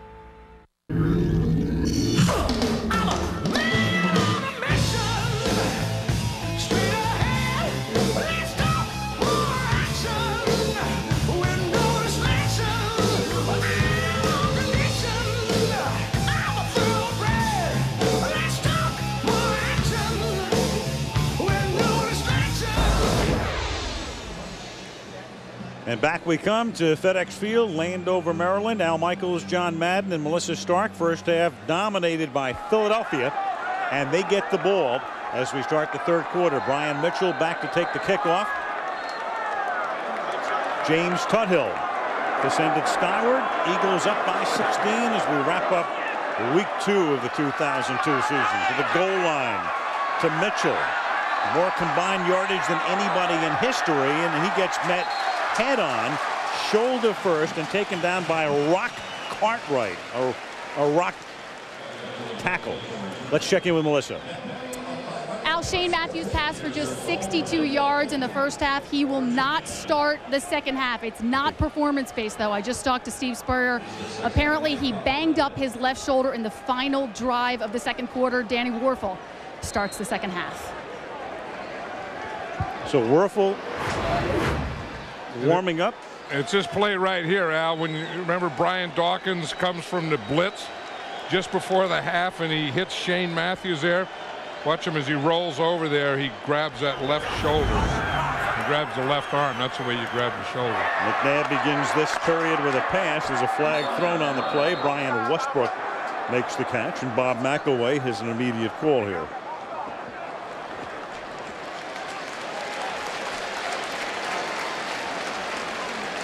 Illegal formation, offense. Number 72 was lined up on the end of the line. 5-yard penalty, first down. Trey Thomas, the Pro Bowl tackle. They got to start calling that on the wide receiver, not the tackle. More than double the yardage for Philadelphia through the air. About 3 times the yardage. Washington turning the ball over twice. Big half from McNabb. Not much of a running game, but they haven't needed one. Well, he's trying to get some protection here. He's bringing his wide receivers in tighter. 1st and 15 from the 17. Pump fake, avoids the sack, and then the pass is taken in by Thrash, who hauls the ball in at the 34-yard line. That was Fred Smoot, who went flying by McNabb. 17-yard gain in the first down. That was a heck of a pass pattern by Thrash there, getting open and then catching the ball and then staying in bounds. Watch Thrash here. He's going to come up and then he's going to work to the outside. He's right here. And you see him now. He has to come under control to get both those feet down. Watch how the ball is thrown perfectly that allows him to do that. Get the left and then get the right down. From the 34 now. Deuce Staley on a screen, and he takes it out to the 44-yard line, and they're beginning the second half much in the same manner as the first. Yeah, we were talking at halftime about everyone throwing the ball, and one thing that Andy Reid does is he'll throw a lot of those short passes and those screens and shovel passes and those types of things, and he counts those as runs. I mean, those are his passes in lieu of runs, so when you add them up, it's going to look like he has a lot more passes, but to him, those are his runs. West Coast? Well, that's West Coast. That's Andy Reid, and I think another thing, it's his personnel. I mean, he doesn't have, you know, a big back that you can bang in there 25 or 30 times a game. Just enough. First down. Ty goes to the runner. Look at Andy Reid, the way he holds that card over the mic. He said he's the guy that invented that, and it wasn't for secrecy. He said the reason he did that, he calls a play with that play card up over the mic, is so that the sound doesn't go out. He said it was getting too muffled, so he did that to keep the sound in, if that makes any sense. At Green Bay, Bruce Smith was shaken up on the last play, so he needs a breather from the 44. This is Dorsey Levens, speaking of Green Bay. You know, we were talking to Reid last night. Andy and his wife Tanya have 5 children, and they were born in 5 different states. It took him about 60 seconds to come up with the states last night. Well, he missed a state. He had 5 kids in 6 states, and then he got 6 kids in 5 states, then he had 5 kids in 4 states, and he didn't remember which state he didn't have a kid in, but I think when he finished, he finally got it all right, didn't he? He did it, and he said, well, Arizona, no. He said, I really had to concentrate on my job that year. He was an assistant one season at Northern Arizona University, but 5 kids born in 5 states. 2nd and 3 from the 49-yard line as McNabb throws, and it is deflected incomplete. And every time I see a coach like that, John, I think of the wife calling the gas company, calling the electric company, getting the phones started, looking for the pediatrician, getting the schools all set. I'll tell you, one of the times that, you know, you talk about coaches, Mike Holmgren hired Andy Reid, and at the same time he hired Steve Mariucci. And they were there. They got into Green Bay at the same time. They were staying in a motel. In the middle of the night, there was a fire alarm, and they had to leave the room. And both Andy Reid and Steve Mariucci first met each other in the lobby of a hotel in their underwear. 3rd down and 3 from the 50. And that is knocked down. So McNabb has 2 of them knocked down, this time by Big Daddy Dan Wilkinson. And I think Big Daddy knocked the other one down too. I think Big Daddy knocked both of them down. And that's the old thing. Watch Big Daddy right here, Wilkinson. If you get up and you try and push, and then when he starts to throw, you just stop and you just get your hand up in the lane. And that's exactly what Wilkinson did here. See, he gets a push. He's watching McNabb all the way, and then he takes that lane away, takes that passing lane away by putting his left hand in it. Now Landeta, whose first punt was returned 90 yards by Jaquez Green. And this time, well, he could have returned that one 89, but he opts for a fair catch at the 11. There's Big Daddy at 6'5", knocking down a couple. Philadelphia up by 16. Are you ready for some football? To Tampa we go next Monday. John Gruden and the Buccaneers 1-1 after their win yesterday over the Ravens against the 0-2 Rams. Bengals Falcons is the ESPN matchup on Sunday night. And here Danny Werfel won the Heisman 6 years ago at Florida. Takes over for the injured Matthews and sets up a screen with an immediate flag. Stephen Davis up to the 29, but when the umpire throws the flag, what do you guess the call is going to be? Yeah, it's going to be holding in the offensive line. The umpire is the guy right behind the defensive line that is just watching those offensive linemen. As you say, when the flag comes out of that area. Holding, number 50, offense. Half the distance to the goal line, first down. Larry Moore, the center. Yep, and you're going to see the umpire. Here's the center right here, Larry Moore. You can see we got the umpire cam on him, so what we just saw there is the same thing that his head and eyes were seeing. It's that left hand right there. He started with the left hand, and then he tried to throw him by with the right so that he could get out in front of the screen. Put Corey Simon down, and now Davis tries to give them some breathing space, and does with some good, hard running, 11 yards up to the 16 for Stephen Davis. Star track for the Redskins in the first half, and it was Matthews who started and now is out. And again, averaging less than 3 yards per pass. The running game really no factor. Gardner caught 2.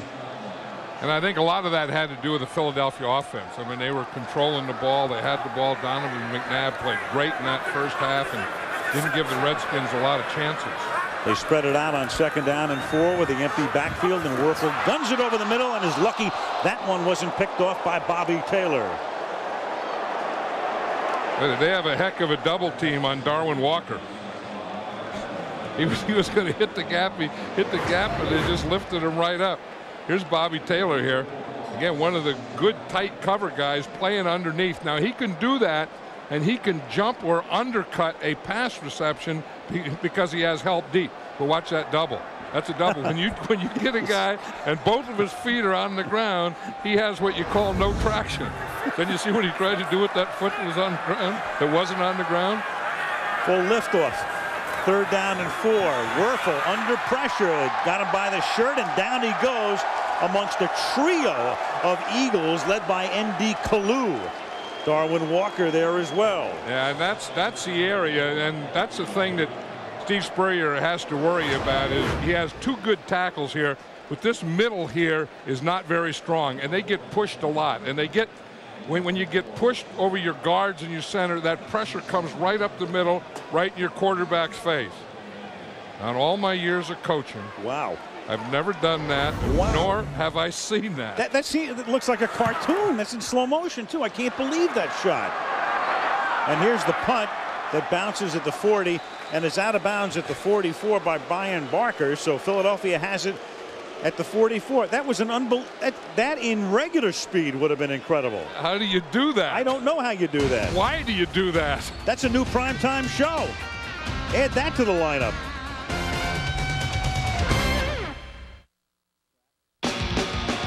TV's hottest new drama. It's stylish, it's provocative, it's mysterious, it's daring. Premiere of Push, Nevada. Season preview tomorrow at 9 Eastern and Pacific, 8 Central and Mountain, right here on ABC. McNabb now from the 45, hitting Todd Pinkston, who picks up about 5. You were talking about Donovan McNabb and how he did it all. Here's the things that he did. One is stand back there in the pocket, throw the ball here to James Thrash, and then he runs for the touchdown. So that's one thing, stay in the pocket and run, and then run a little and throw a touchdown. So, I mean, he does it all. He can run it, he can throw it, he can run it and throw it, and you always have to account for him. Then you start accounting for him, then you leave other guys open. 2nd and 4 now from the 39-yard line.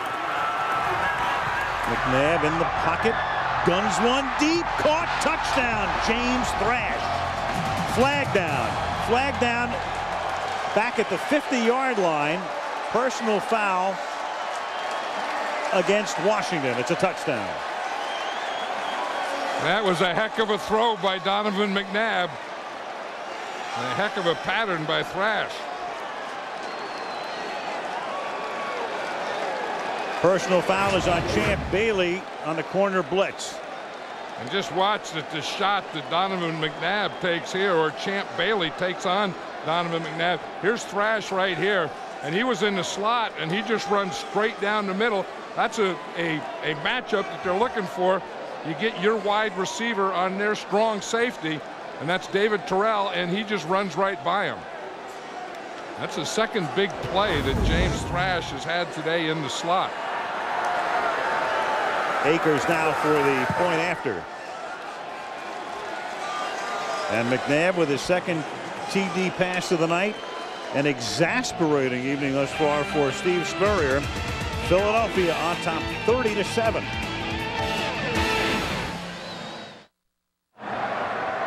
Pinkston and Thrash, and at the moment the Redskins are getting thrashed as James just scored a touchdown to make it 30-7.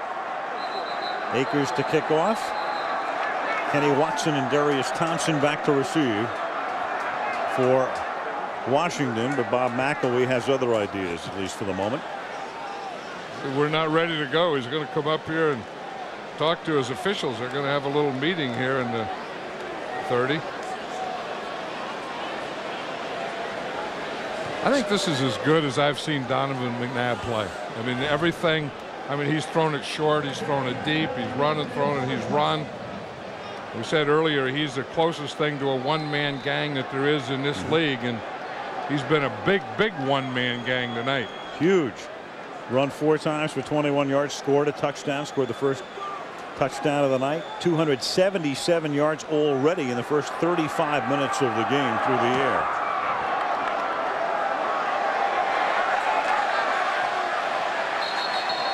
And Kenny Watson takes that in the end zone. Of course, they had the benefit of kicking off from near midfield because of the personal foul on the touchdown play. Yeah, you wonder how David Terrell got man-to-man on James Thrash. Here's Terrell right here, and you see here's Champ Bailey, who would normally cover Thrash, and because he blitzes, then that puts the safety or Terrell on James Thrash. You see there goes Bailey. Now Terrell has to come right back here, and he's not a cover guy. He doesn't have the speed, and James Thrash really didn't put any moves or anything. He just ran right by him. That was one that Donovan McNabb read perfectly. As you say, the matchup you want, the matchup you dream about, the matchup you have to manifest, and they do. And then it's caught on a slant here by Gardner, and that's a 16-yard gain as he's taken down by Blaine Bishop. So Danny Werfel at the helm. Steve Spurrier won the Heisman in '66, and then Werfel won the Heisman playing under Spurrier in '96. But he's been sparingly used. Werfel hasn't really seen any significant action since '99 as a backup at New Orleans. Since then, he's played very sparingly at Green Bay and last year at Chicago. Yep. You know what they did? See what they did is they got up there and they set and then they got up. 76 offense. Yeah, I don't know what. 5 yard first down. I don't know what the heck they were thinking. It was like the whole right side of the line got down, then they all started to stand up, like they were in the huddle or something. Like the old Dallas move. Yeah, I mean, see here, they just they're down and they just all stand up in the right side. I don't know what Werfel looked like. He started to make some kind of adjustment or check or something. The line stood up. 1st and 15 now after the penalty, and this is Stephen Davis up to the 40-yard line. Tackled by Dawkins and Bishop. Hey, this defense has done a good job against the Redskins. You know, not really letting them get anything going. And you know, Jim Johnson, we're talking about Steve Spurrier and the plays that he calls, and Jim Johnson calls some pretty good defenses himself.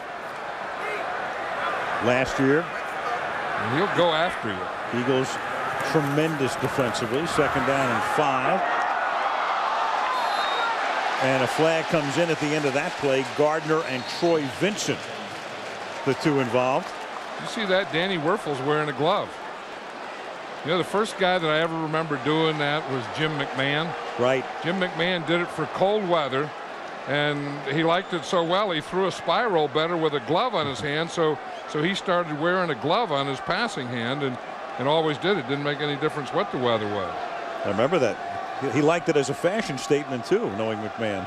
Well, yeah. Offensive pass interference, number 87. 10 yards, 2nd down. Number 87 is Rod Gardner, and you're going to see him. He just comes off here, and right there, right up there, I guess he grabbed. They said it looked like he got his left hand in there. I'm not sure. That was pretty tight coverage, and one you wonder why Danny Werfel threw it there anyway. 2nd and 15 now out of the shotgun. They run a stunt, they run a blitz, and Werfel pays the price. Taken down to the 29-yard line by Rashard Cook and Sean Barber, the ex-Redskin. You know, you look at Steve Spurrier there. He looks like he's played for 3 quarters and been the quarterback. There's a shotgun. Now Jim Johnson's pulling out everything. I mean, you know, he's giving them the, you know, the line stunts, the blitzes, the fake blitzes, the zone dogs. He's throwing his whole arsenal at him right now. Putting his foot on their neck with a 23-point lead. It's 3rd down and 17. This time they rush just 3. 8 back to cover, and the pass is incomplete. Intended for Kevin Lockett. And for the first time in his very brief NFL career, Steve Spurrier hears a cascade of boos. That guy wants someone else. They already got the 2nd quarterback in there. He wants Jurgensen. Well, you know what he was yelling? To take off the glove.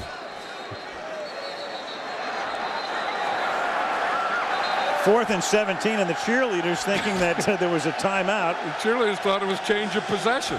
That happens after the punt. It looks like the Redskin team and the Redskin cheerleaders aren't in a lot of focus tonight. No, nobody's in sync right now. This is Barker to the 34-yard line, and Brian Mitchell will bring it back to the 40-yard line. 7:50 remaining in the 3rd. Here in our nation's capital, but the night belongs to the city of the Liberty Bell at the current time. 30-7 Philly. John Ritter, Katie Segal star in 8 Simple Rules for Dating My Teenage Daughter. That's a show you'll see tomorrow night right here on ABC at 8 Eastern and Pacific, 7 Central and Mountain. Eagles now from the 40-yard line, 23 points up, and McNabb still looking for more through the air. Has to pack it in, and down he goes at the 39. That'll be a sack credited to LeVar Arrington with a minimal loss on the play.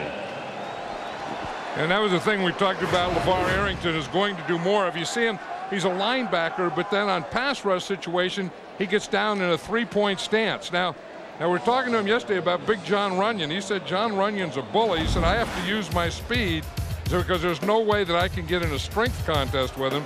That time he lost the strength contest, but then you see him, he kind of came back and still got there after he lost the strength. 2nd and 11.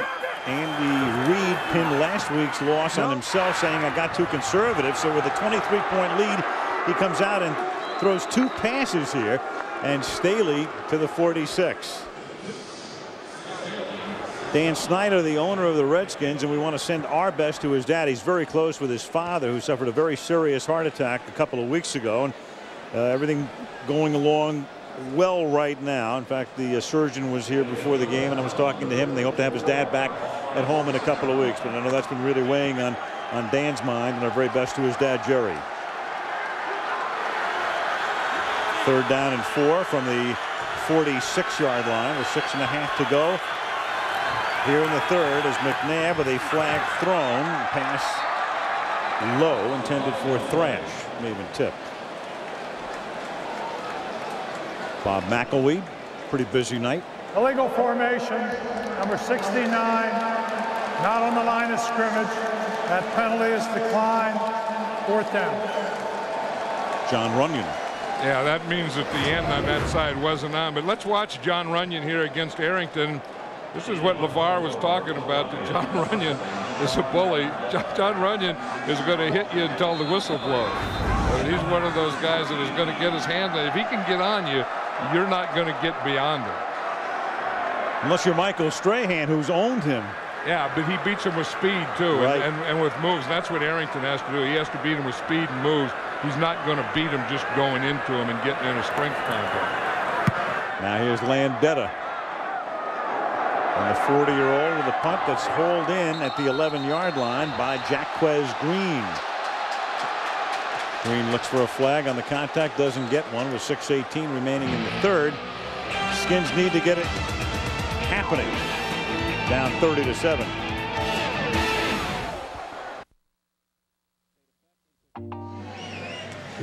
Monday Night Football is being brought to you by Budweiser, delivering beer at its best with crisp, clean, and refreshing taste, known only to the king of beers. Verizon Wireless, we never stop working for you. Disney and Pixar's animated smash hit Monsters, Inc. available on DVD and video tomorrow. And Nissan and your Nissan dealer. Well, the Philly fans having a lot of fun tonight as they came down from Philadelphia, most of them on the train. And Danny Werfel gets taken down by Hugh Douglas at the 2-yard line. Well, that's the Philly fans are going "you," and the Washington fans are going "boo." Yeah, and Chris Samuels and Hugh Douglas have been having a great matchup over there all night. And I watch Hugh Douglas here, one of the few guys that gets down in a 4-point stance, gets both hands down. That time he came on a stunt. Samuels didn't have him. See, you have to pass him off to the inside. Samuels takes the outside guy. Former Jet, Central State, Ohio. He's a good player. 2nd and 17. They have to go to the ground to pick up some more breathing space, and that's Stephen Davis up to the 10-yard line, tackled by Sheldon Brown, one of 3 rookie defensive backs drafted in the first 2 rounds by the Eagles. You know, that's an old NFL thing. You know, after a guy gets a sack, then you come in and you run a draw on him. So you get him up the field, and then you just run by him in the inside.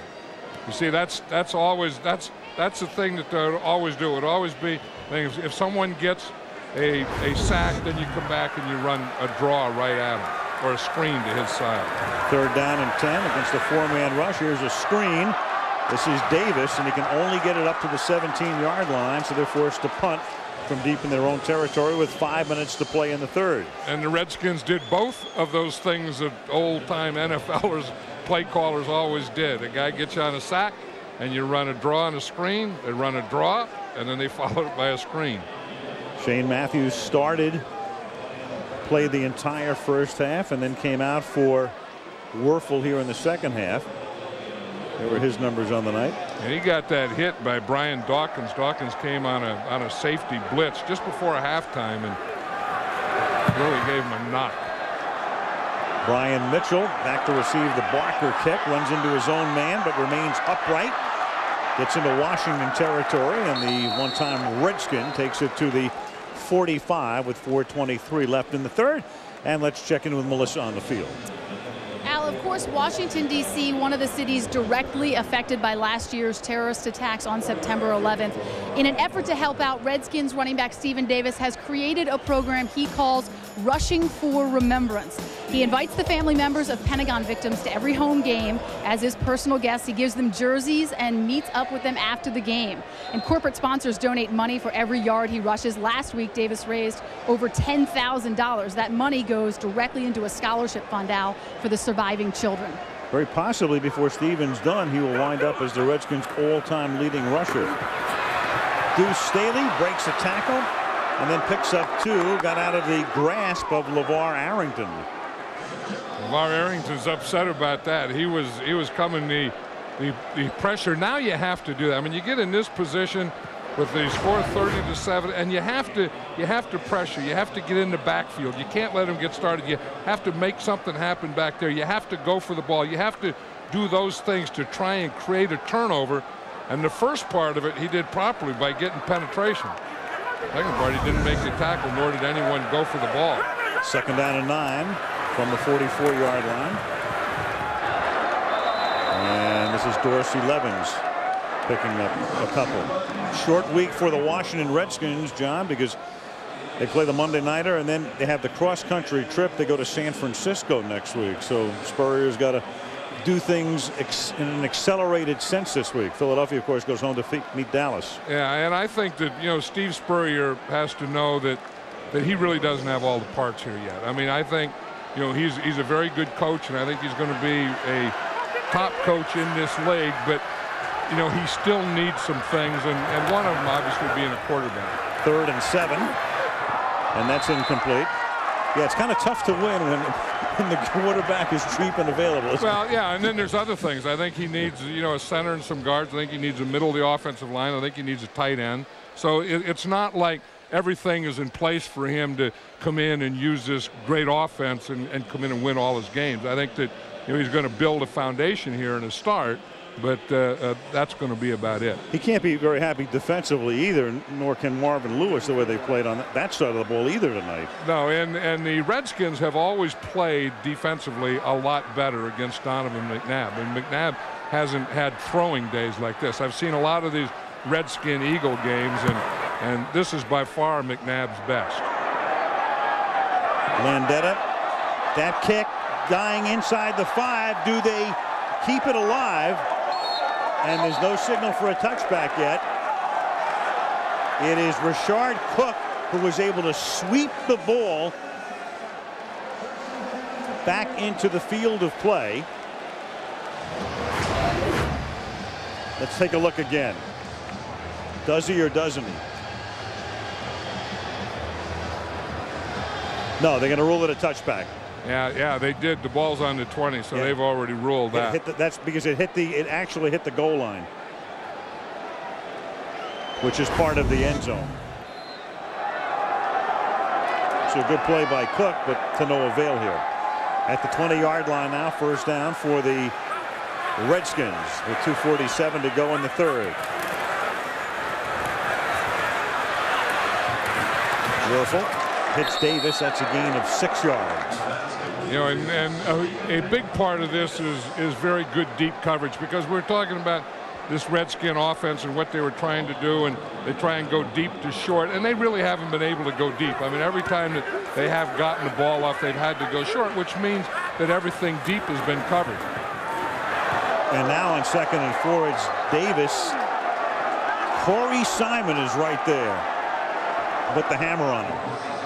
And again, you know, we talked about this Redskin offense, and the center and 2 guards, that middle, they weren't very good last week against Arizona in there, and that's where they've been getting the penetration. I mean, we see it right here that they get penetration. You see, he just goes right by Brendan Sty, and you know, you got to, you know, take that step, protect that gap, all those things that an offensive lineman has to do.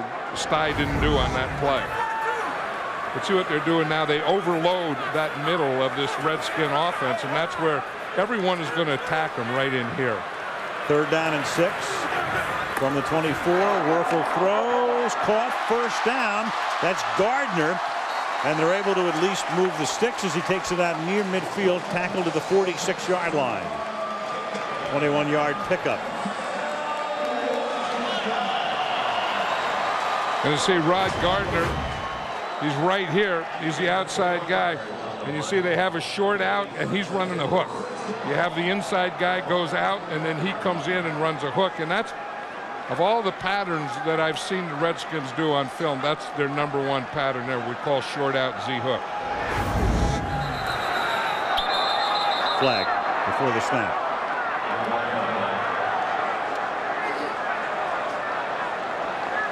Washington still under 100 yards passing, 95 through the air tonight. Through almost 3 quarters.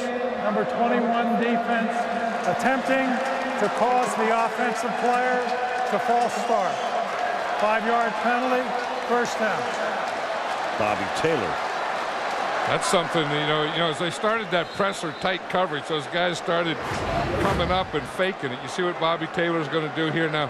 He's going to take, oh, that's okay there. Oh, no. There's nothing wrong there. Usually they call that when they take a step up, like they're going to go across the line or do go across the line. He was just bailing out. There's nothing wrong with that. First down and 5 from the 50. Werfel throwing into double coverage, and when you throw into double coverage, very often you have an interception. Brian Dawkins. Yep, and that's when you force it. I mean, you want to be a deep passing team, and as I said, the Eagles have been taking that away all night. And so then you go and you just force one, and this is what happens. Bobby Taylor has him short. You see Rod Gardner. You see number 20 here is coming over the top. That's Brian Dawkins, and he just throws the ball right to Dawkins. If you look, here's what they're trying to do. If we just look at this, they're trying to get a deep pattern here and a deep pattern here, and then 2 underneath. You see, this is what they have: a post up on top, and then they have a corner, a post here and a corner here, and then they're going to have 2 short guys here. So what they're trying to do is get the ball deep, and in that one there was no way. Deuce Staley now, and they'll start to chew up the clock as he takes it up to the 14-yard line, and they don't have to run another play before they change ends of the field here. As the clock ticks down and the third period comes to a conclusion, you look at Stephen Davis and the Washington Redskins, who are being manhandled tonight by the Philadelphia Eagles. By the front and the front in the middle, and those 2 corners for the Eagles are playing outstanding tonight. Philadelphia 30, Washington 7. Monday Night Football resumes after this from our ABC stations. A reminder, ESPN with SportsCenter after the game at midnight Eastern, 9 p.m. Pacific, as you look at the White House, our nation's capital. Pretty quiet at FedEx Field right now because the Washington Redskins, coming off that win last week, and the crowd very excited before the game. But Philadelphia took the crowd out of the game very early, and they've been dominant and lead 30-7. It's good to see kids at these games, though, this late at night.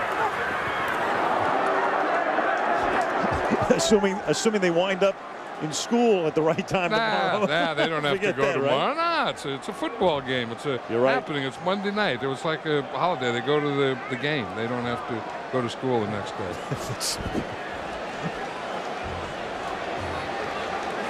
Hopefully no truant officers in the audience tonight. Numbers through the first 3 quarters, again dominated by the Philadelphia Eagles. 3rd down and 6 from the 16-yard line as McNabb throws and up to the 22-yard line and close to a first down. It's hauled in by Freddie Mitchell, who was their #1 draft choice last year from UCLA. The Eagles are beating the Redskins every way you can beat someone. I mean, they've beaten them defensively. They've beaten them offensively. They've beaten them throwing. They've beaten them, running. Most of McNabb's running, but it's just one of those things that they came in here, and last week I just felt that that they were so determined because they were disgusted with themselves last week, and I think that brought upon. I don't know if those 2 things equal. If disgust usually brings determination or not.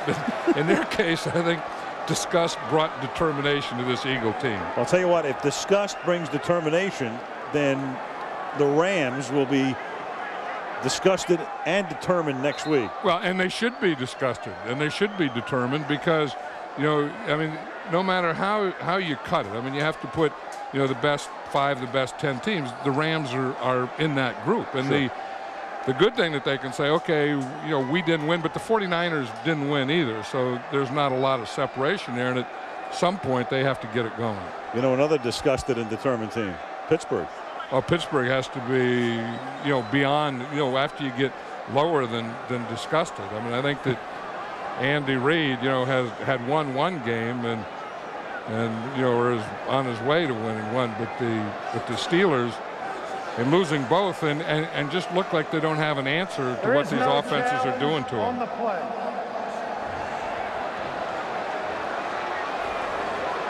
Maybe the buzzer went off. I don't know. They might have wanted the challenge initially, the spot for the first down, but that wasn't the case. Well, Steve Spurrier has trouble with his buttons. I know that Shane Matthews was saying sometime he'll keep the button down. You'll hear all the background. Sometimes he forgets to push it, and he's calling in there because calling plays is not new for Steve Spurrier. I mean, he's been doing that all the way back to when he was a quarterback, but calling them live to a quarterback in his headset is new. Here's Staley. Well, if you leave the buzzer down, not our man Fred Godelli, but it is good training for some producers in this business if he wants to be an analyst. Yeah. There's what happens when the officials came over to him. He's going, no. He's going, no, I didn't do it. I didn't do it. Usually when you say you didn't do it, you put your hands up like this with your palms up. Isn't that a thing? Like, hey, I didn't do it. Yep. Me? Steve Spurrier didn't get his hands up. He's been in some awkward coaching positions, hasn't he, the old ball coach? Tonight, 2nd down and 7, and from the get-go too. Staley breaking a tackle and then taken down after a very short gain.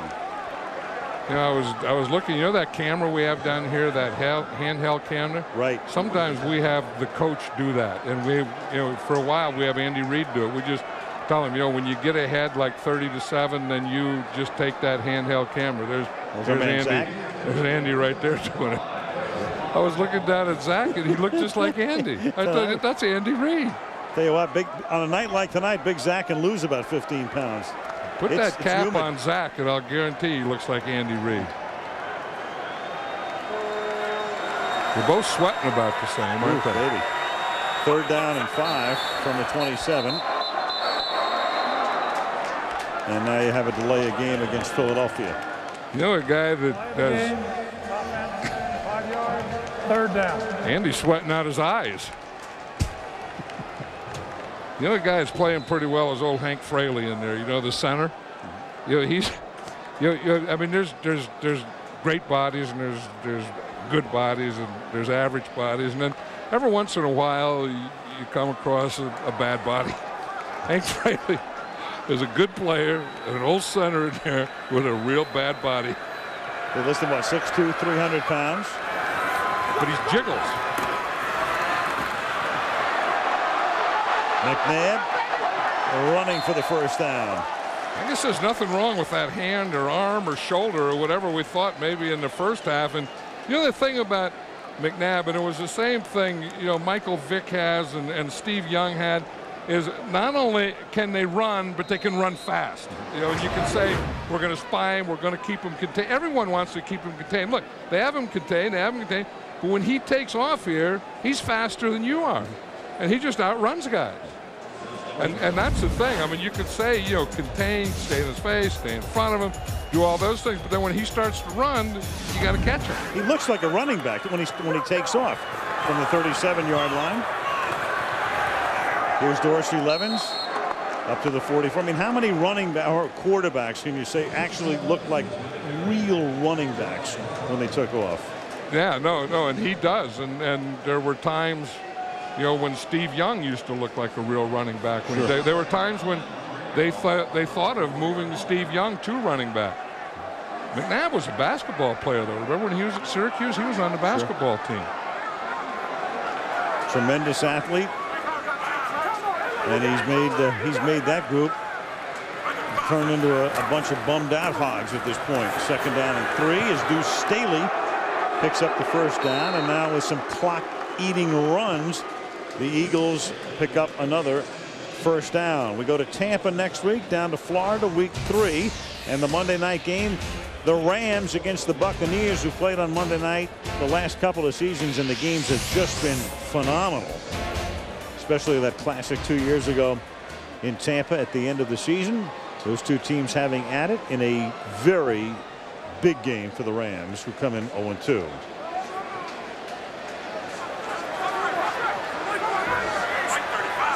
Ten minutes left. Philadelphia leading by 23. Levens again breaking tackles, going through the entire defense. Touchdown. Did he make a move on LeVar Arrington? We talk about penetration. You have to. Arrington got in the backfield. He was untouched. Dorsey Levens put a spinner move on him, and then there was no one to the goal line. But I tell you, the move that he makes to get this play started, watch this. Here's Dorsey Levens here. Now here comes Arrington. Watch that right there. That spinner move right there. Then after he came out of the spin, then he just ran right through everyone. You know, I said from the onset that the Eagles just looked too fast for this Redskin defense, and I think it was true early in the 1st quarter. I think it's still true as we get into this 4th. It's probably more true now in the 4th quarter. 47-yard run for Levens as Akers gets set for the extra point. And a lot like last week when New England routed Pittsburgh, Philadelphia is routing Washington 37-7. Birds.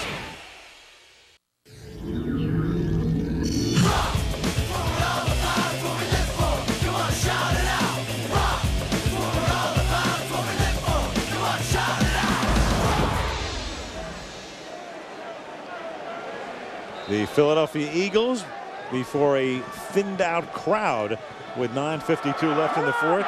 David Akers has had a lot of exercise for that left leg tonight. Another kickoff, this one fielded by Kenny Watson at the goal line. Back up to the 21-yard line. So the Eagles and Andy Reid trying to square their mark at 1-1 as they get ready to go home and face the Dallas Cowboys next Sunday.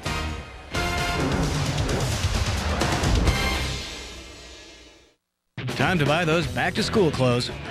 That's why your generation is so angry. You're always walking around with a wedgie. 8 Simple Rules, tomorrow on ABC.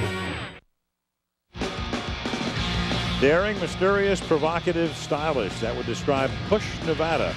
That's tomorrow at 9 Eastern and Pacific, 8 Central and Mountain, the world premiere of TV's hottest new drama. Push Nevada, right here on ABC. Now the Skins from the 21-yard line. Dumped over the middle. This is caught by the fullback Brian Johnson. Stopped a little shy of the 30-yard line. Well, John, there you go. Andy Reid and our man Jeff Zachary. They're the same guy, I think. Put a mustache on Zach, and you got Andy Reid. Take the mustache off Andy Reid, you got Zach. Andy's carrying about as much equipment as Zach too. He's got everything on that tool belt. Yeah, I mean they do that to a coach now when he calls plays. I mean, you got belts and you got things you have to push, buttons you have to push, and then things you have to talk into, and things you have to talk into. When that, see this you talk into if the other stuff doesn't work, then you have to carry that red flag around in case you want to do it. And there's your buttons to make the call, and it's tough to be a coach. It's crazy. You're packing stuff. You're wired up. I just hope there's no lightning. And then Spurrier's carrying the headset that enables him to talk into the quarterback's helmet. Andy doesn't have to worry about that. But Werfel has to worry about getting sacked by Brian Dawkins. And since he was in the pocket. Hey, Brian Dawkins, we talk about how Donovan McNabb on offense has done it all. Brian Dawkins has kind of done it all on defense. I mean, you know, we saw him, you know, come in a blitz. We saw him intercept the ball. We see him right here. He's going to come up and he fakes and he waits until they pick up the first blitzer, and then he comes on a delayed blitz. And he gets a sack there. The quarterback was in the grass.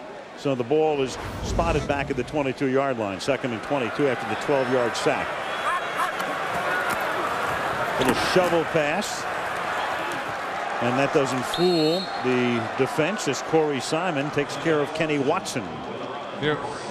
Steve Spurrier's biggest job is going to be is keeping the team, because one thing that I do know coming in here, this team believes in Steve Spurrier. They believe in what he's doing. They believe in his offense. They believe in the way he coaches and attack and his attitude and everything. And then you have something like this happen to you. Now you have to, keep that belief. You can't let, believe when you win and then not believe when something like this happens to you.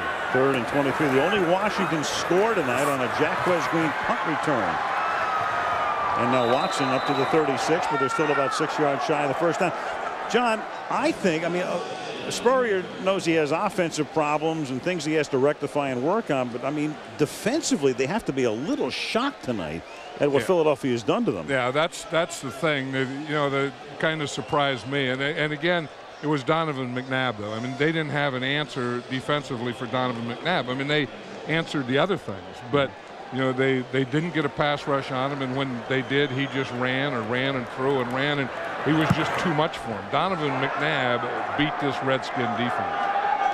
Flag thrown. And this is Brian Mitchell. But remember, there's a marker down. And Brian Mitchell, who's made a career out of running back kickoffs and punts, and at one point was a running back, a quarterback in college. A little shake right there, but we'll see who the penalty's against. 50-yard return. Illegal formation, number 52 of the kicking team. That penalty would be declined. First down, timeout. Chalk up half a century more to the yardage of count of one Brian Mitchell. 37-7 Philly. Well, while we're in commercial, Bob McElwee just announced there was some kind of a foreign substance sprayed on the Eagles sideline, which is across from us.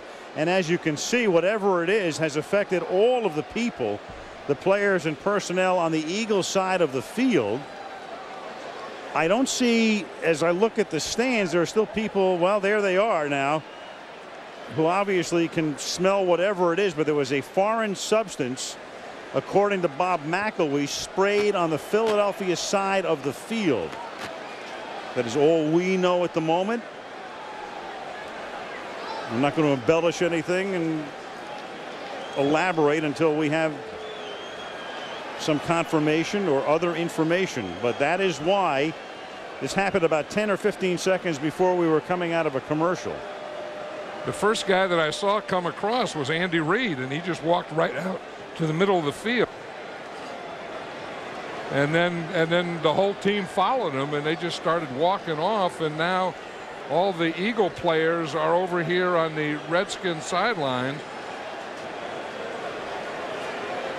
Well, whatever it is, since the Redskins have not been affected by it, is limited to the area around the Eagle bench. Well, all the cameras are out there, and Andy Reid's in the middle of it. He still has his headset on. There's all kinds of cameras and cameramen and camera people and sound and everything out there around Andy. Melissa, what do you know from down there? Well, Al, all you could see was Andy Reid running out onto the field and all the players following him, players covering up their mouths, coughing. I just talked to a couple players. They said they're just coughing. And what I feel personally is you feel almost like fire in your chest and your lungs right now. Apparently somebody sprayed something right behind the Eagles bench. Well, of course, in the post 9/11 environment, you don't even want to begin to speculate what this might or might not be about. But well, you can see now, Al, that they're starting to walk back. You see Eagle players walking back over their sideline. No idea whether this is a bad prank or something much more serious than that, but clearly something that affected everybody within, I guess, a radius of, I would estimate, maybe 50 yards. Whatever it is, Andy Reid took control of it. brought his whole team off into the middle of the field, and now it looks like he's signaling his whole team to go back. And now they're coming back this way again. They started to go back to their bench, the Eagles did, and then they stopped, and then they came back to the middle of the field again led by Andy Reid coming this way.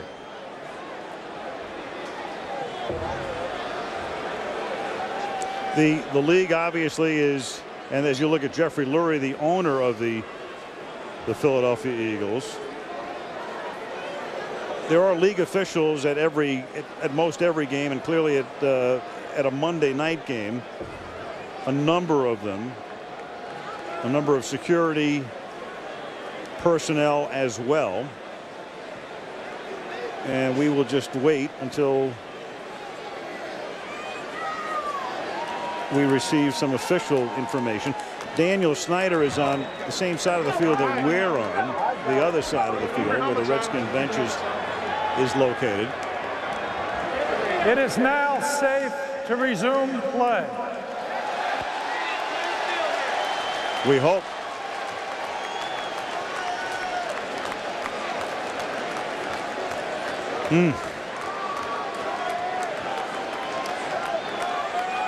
And we'll tell you what we know from the league officials, and we should have that information very shortly. But the Eagles have now returned to the bench area. Yeah, it looks like whatever happened was on, as we look at the Eagle bench, which is across the field, looks like it's on that left end down there. That's where they have looks like firemen and those types of people down there.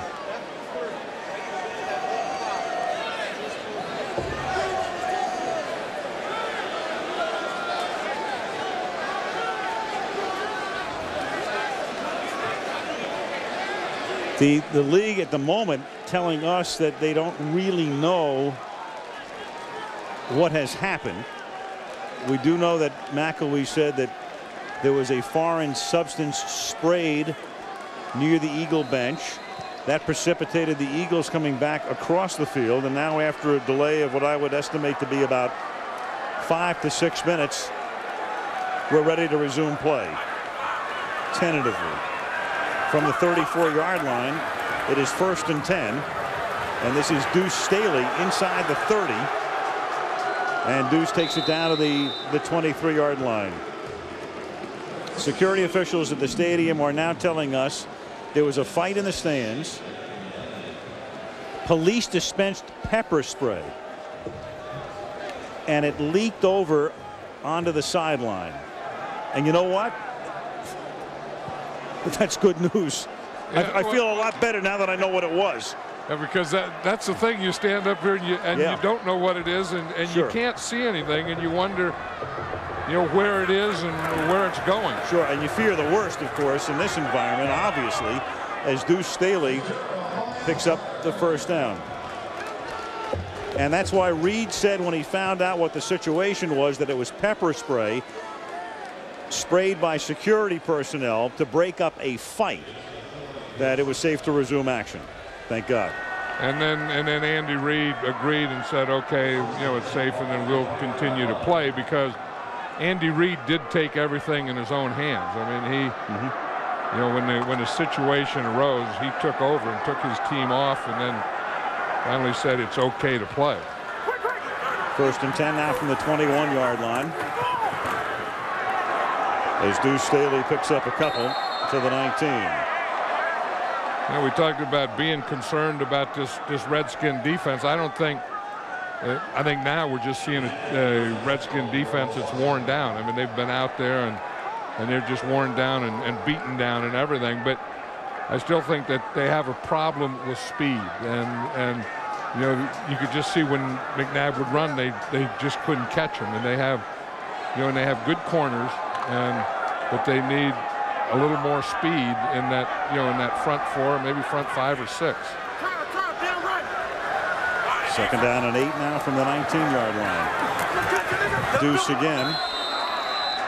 Heavy workload for him as they run out the clock, and he's tackled by LeVar Arrington. Well, Trotter was really looking forward to tonight's game. Of course, Jeremiah went to the Pro Bowl last year, and then because of a contract dispute. In fact, Andy Reid was telling us, you know, Jeremiah just had an inflated opinion of his value, and they couldn't come close to reaching an agreement. They made him the franchise player, meaning he would have gotten a certain amount of money had they enforced that, and then they said forget about it. If he doesn't want to be here, we'll take that tag off of him and let him go.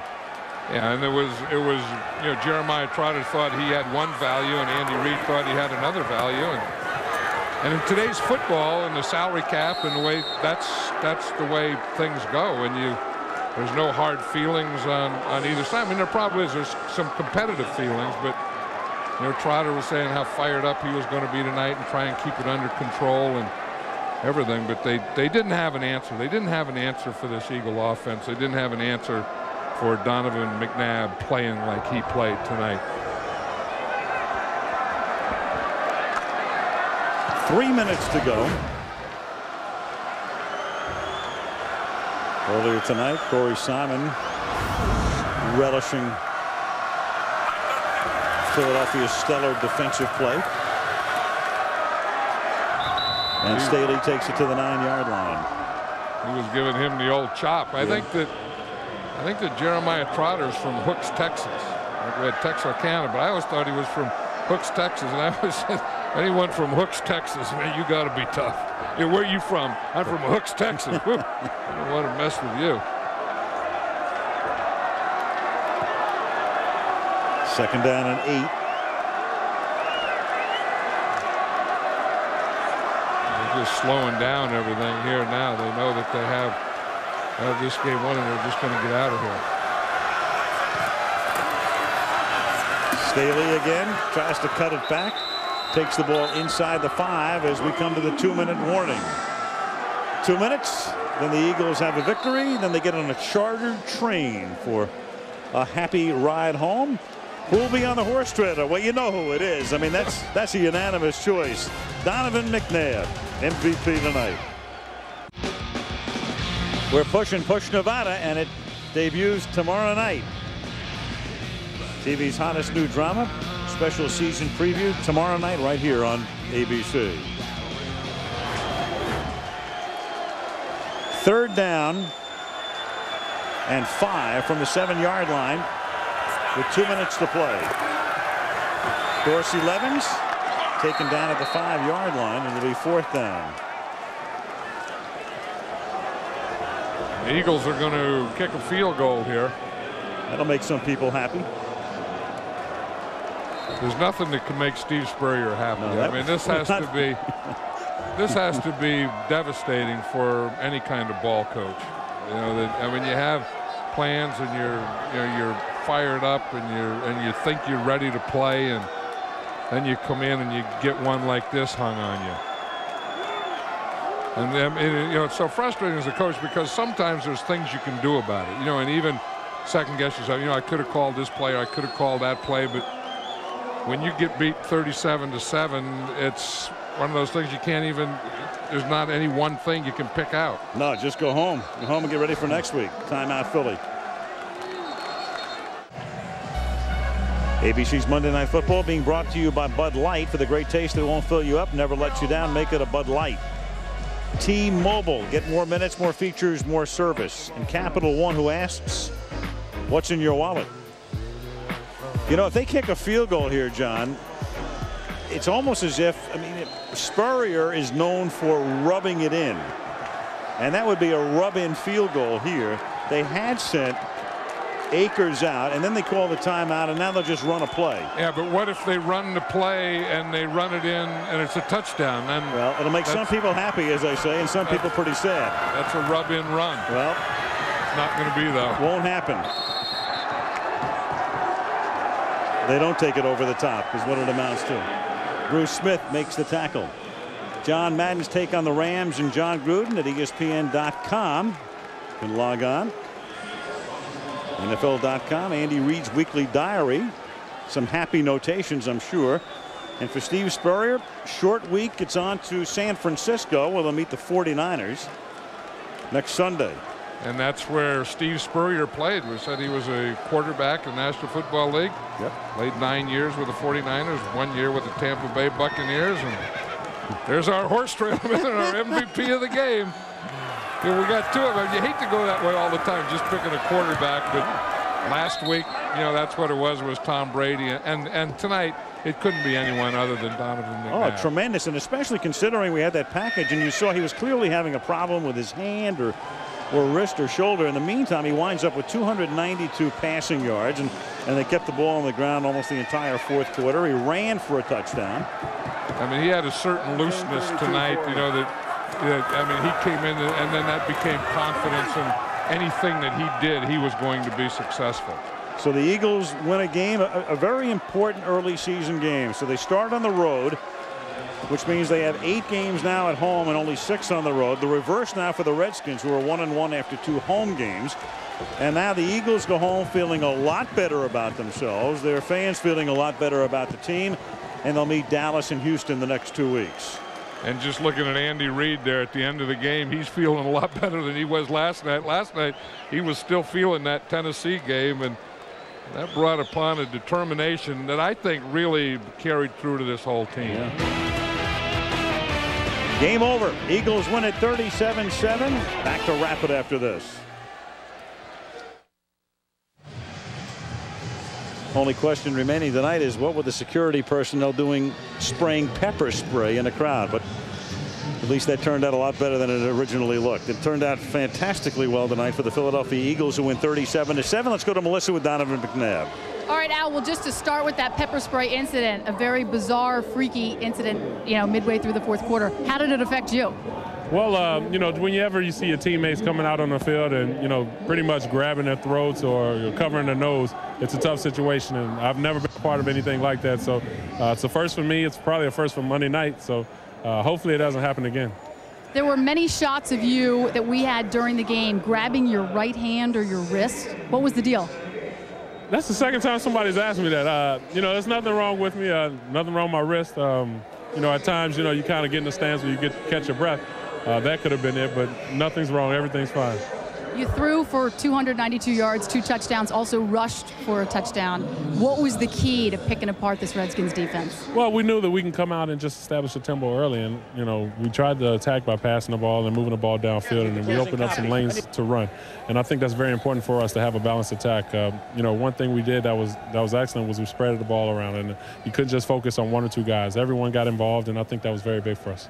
Congratulations, Donovan. Thank you. Al, Donovan told us yesterday that he thought this one was going to come down to the wire. I think even he was surprised. Yeah, that wire came at the end of the first quarter. He was phenomenal tonight. Final score, Philadelphia 37, Washington 7. Next week to Tampa, the Bucs hosting the Rams. Now stay tuned for your late local news. For those of you on the West Coast, the Drew Carey Show, followed by Whose Line Is It Anyway? Al Michaels, John Madden, Melissa Stark saying goodnight from Washington. With a reminder, ABC Sports is online at ESPN.com. Keyword Monday Night Football. Talk to you next Monday.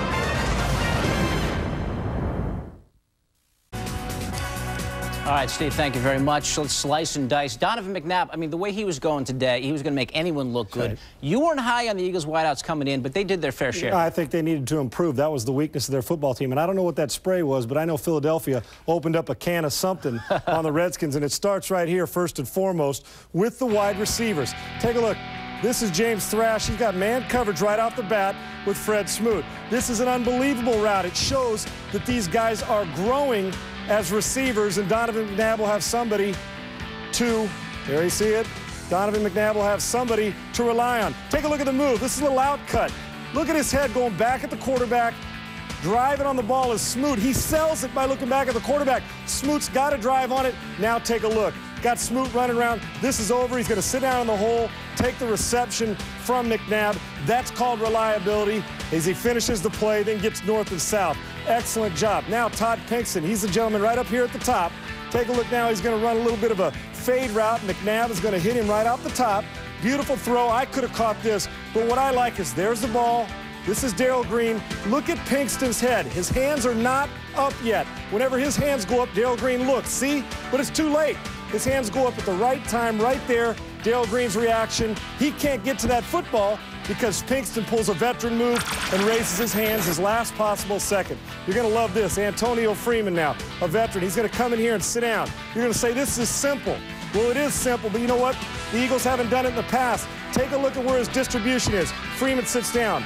Defense. There's a man over here we can't see. He shows his numbers to McNabb, sits down in the hole. Just a good veteran move. He was a good ad for this football team. Doing smart things are the Philadelphia receivers. That gives McNabb that feeling that he can rely on and do the things he's supposed to do. And check out, he's not playing any favorites here. Throws to 9 different receivers, Sean. If they can do that throughout the season, this football team will be there in late January. We know what McNabb brings. Those receivers stepped it up tonight.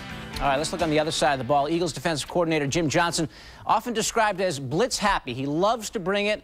And on this night, he really beat Steve Spurrier's offense. Well, he did, and he brought it. And if you're going to beat the Philadelphia Eagles off on their defense, you have got to deal with the blitz. They've got wonderful corners that can cover, and they also got a pass rush that can get to you. Here it is now as we see 3rd and 10 in the second. 8-man front, right there, 8-man front. You're going to see 6 of them are going to come. We got 2 guys down here at the bottom that'll cover in man coverage. This is a blitz front with an 8-man rush. They're going to pressure. I want you to watch how far they get into Shane Matthews. He sets his feet nicely, but look at the pressure back in his face. And then we're going to see how he has to throw the ball around a jumping secondary man in Bobby Houston. Throws it around, gets rattled a little bit, throws it inside. Interception by Troy Vincent. That's what this football team does. If you're going to be, just like they did to the Redskins tonight, when you play Jimmy Johnson's defense, the Philadelphia Eagles, they pressure you and force you into things you don't normally want to do, get you out of your comfort zone. They did that tonight, David. You know, from this TV angle, you almost look like you're an inch or 2 taller than me. About 2 or 3, maybe. Donovan McNabb was a very big man today. Have you ever seen him play a more poised, more complete game? He was on and everything. I just think he dresses in a phone booth. You know, when you're 80% of the team's offense, you come out of a phone booth with a big S on your chest. It shows me that he's as good all-around football player as we have in the National Football League. He is special. The guy understands how to take it to the next level, understands how to distribute the ball properly. He can throw it getting out of the pocket. He can run it here. As you see, his feet kill you. There he goes moving the chains. Doesn't get out of bounds until he gets the first down. So what's he going to do now? Let's see if we drop back. Little play action. I'm going to throw on the run. He used to be a guy who'd run no matter what. Now he gets the ball to these other guys who can make a play. He buys time with his feet. And this is what I'm most impressed with. His ability to stand back here in the pocket, make throws under pressure, put him right on the money. There you see the touchdown to Thrash. McNabb every year has gotten better, and when you have that kind of poise, you can hang your hat on Donovan McNabb. The line protected, defense gets him the ball. He doesn't make many mistakes, Dave. He keeps his team in every game. I love him as a football player. What about on the other side of the coin? Steve Spurrier, I mean, that team got horsewhipped today by the Eagles at home. What is he feeling? Did he learn a lesson today about the NFL? Well, Steve will tell you, well, you know what? I don't know if I learned a lesson, but I'm just a ball coach who we're going to get better next week. But what he did is a little bit of humble pie. You played a good defense. The real bullets are flying. You're playing against a team that's a playoff caliber team. You saw that even though you spread it out, and if you don't run the football and you turn it over, good football teams are going to beat you. They're going to be okay, the Redskins. They'll score some points. But when you face a playoff caliber team, things are a little different. This is not the NC2A Division I. What about his situation at quarterback? Shane Matthews didn't really get the job. That we've seen in the preseason that Spurrier's offense hasn't really worked against the good defenses. Does he ride with Matthews? Well, he should ride with Matthews. Matthews is physically more gifted. I don't think it was a wise idea to change, trying to get something going on. Matthews is a quarterback and should be. Gives them the best chance to win. All right, let's hear from another former quarterback, Steve Spurrier, at the mic right now. Let's join him live. What a loss like that can do to your team? I've had my butt kicked before, so it's not the first time. And I think everyone in the locker room has. So we're not going to be shell-shocked, but, you know, sometimes it helps. Sometimes it helps to lose. I don't know why, but you realize you're not near as good as you think you are, and maybe you realize the effort level and the attention during the week needs to be a lot better. So hopefully we can turn around and play better. Did you think that it slipped for some reason? Well, obviously some reason we didn't play near like we did last game. Philly was very good, though. I give those guys credit. They ran it, threw it. They did everything well except cover one punt. Fortunately, Quez kept us off the snide. But basically, our offense got snidered. We got blanketed, zeroed. So on the snide, we call that. But anyway, that's what happened. Y'all watched it. Barring injury, Shane remains your starting quarterback. Yeah. Yeah, barring if he's able to go. I think he will be, and we may practice Patrick up a little bit, see how close he is to playing. I don't know how close he is. Yeah, Danny had a lot of pressure in there, but he did some funny things at times. But anyway, it just didn't work out. Didn't work out very well. What did you tell him after a game like that? What did you tell him after the game? What did you tell him in the Tell the team? No, about what any coach would tell him. We got our butts kicked, and hopefully we can get back to work to where it doesn't happen again.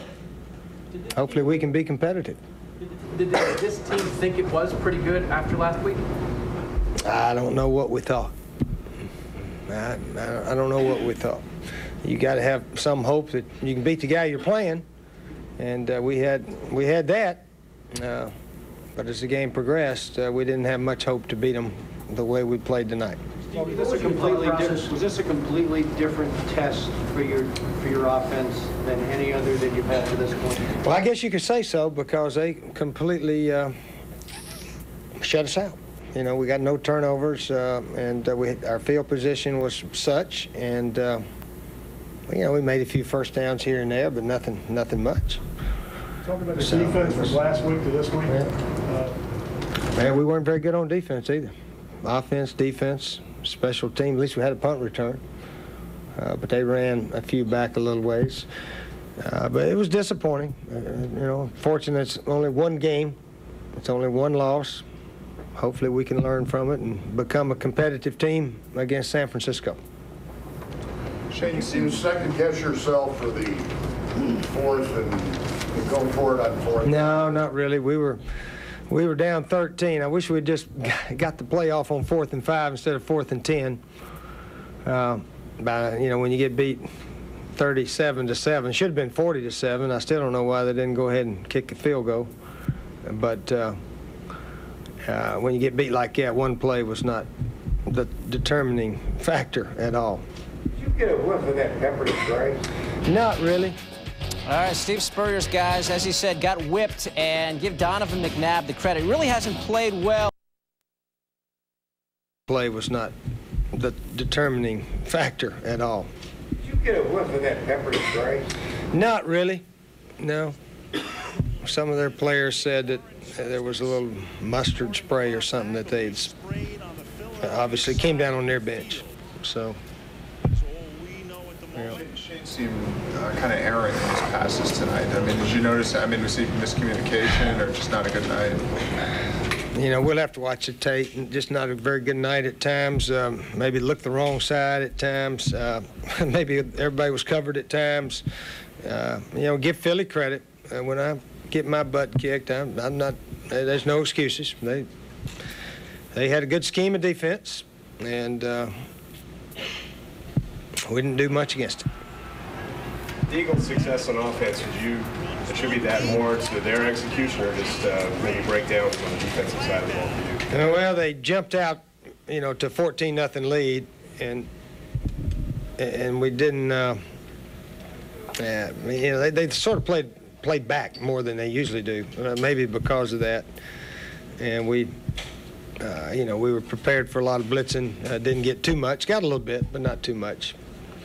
But anyway, that's the way it worked out. When you get behind, you got to be able to catch up. We weren't able to catch up at all. When did Chris Samuels injure himself, and was he limited during the game? No, I think he taped up his either his groin or thigh muscle, but he finished the game. Yeah, he wasn't too bad. Does this make you feel like you need a lot more pieces offensively? Well, obviously, there's some areas that we could be a little stronger, but I don't want to blame it on the players. We were all bad tonight. We were all bad, and we got to coach better, and we got what we got, and we need to play better and coach better. Simple as that.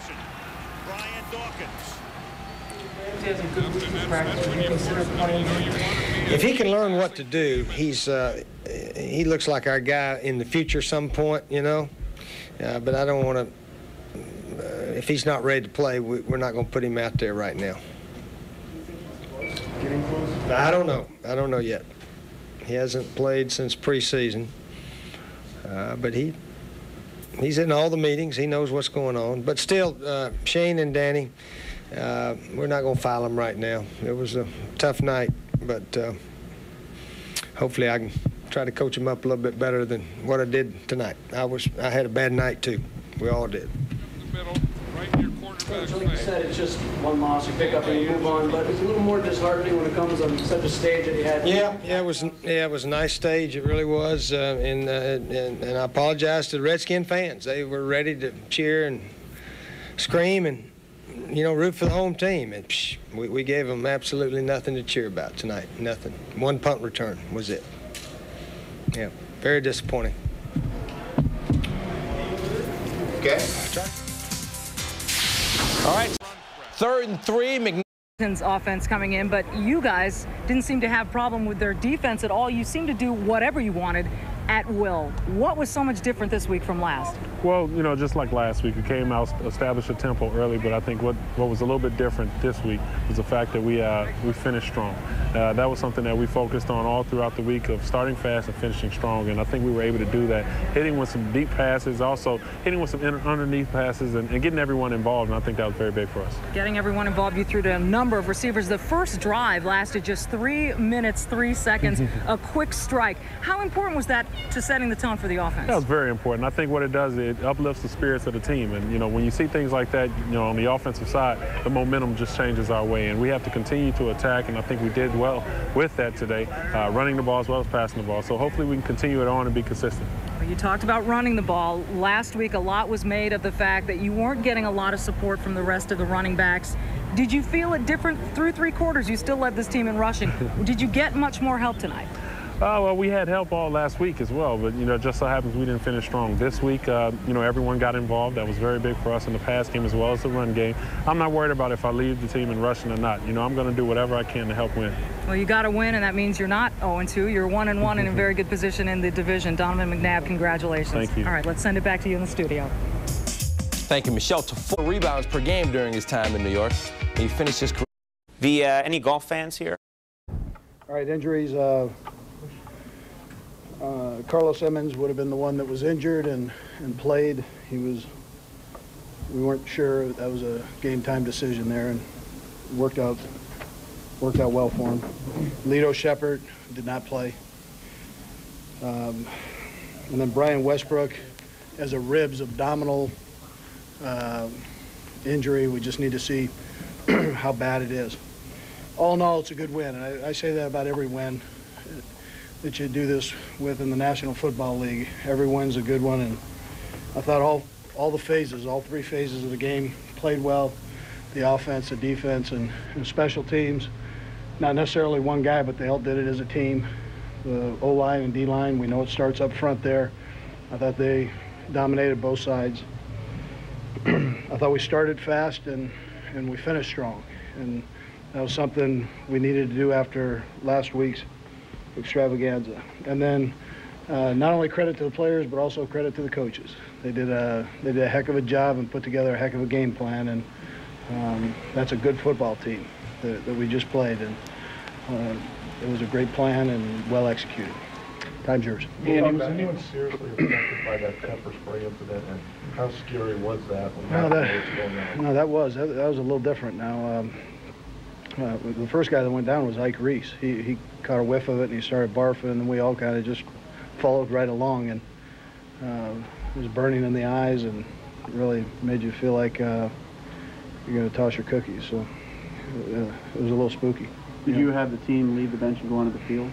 I did. We just walked on. I walked onto the field and told them to keep following. So those type of things, you can't worry about it. Andy, is it especially gratifying to win in the fashion you did tonight, where you kept the throttle down and kind of did the opposite of what you did? Well, yeah, last week, like I said, that wasn't our best showing, and that was my responsibility for. That's my football team, and for them to be put in that situation was not good. And this week, the guys, they showed up and they just played their hearts out, and I think both sides of the ball we stayed aggressive, and the players executed well. Did they know exactly what was going on before they said go back out there and play? Yes, I had one of the officers came out and explained to us, and then we let him go first. So, if he fell down, then we knew we were going to stay right in the middle of the field. And you have to be encouraged about the way the team came back after the run back and came right down the field. No, I was. You know, there were a lot of things that I was happy about. That would be one of them. You know, the guys, they played their hearts out. I don't want to pick one individual player, one individual incident. There are a bunch of them, and that was one of them. And you're now Donovan make a lot of plays, but tonight the consistency in the passing game, just tremendous. Yeah, it looked like he did a nice job and hit a lot of different receivers, and you know, that's a tribute to him and that offensive line and those guys getting themselves open.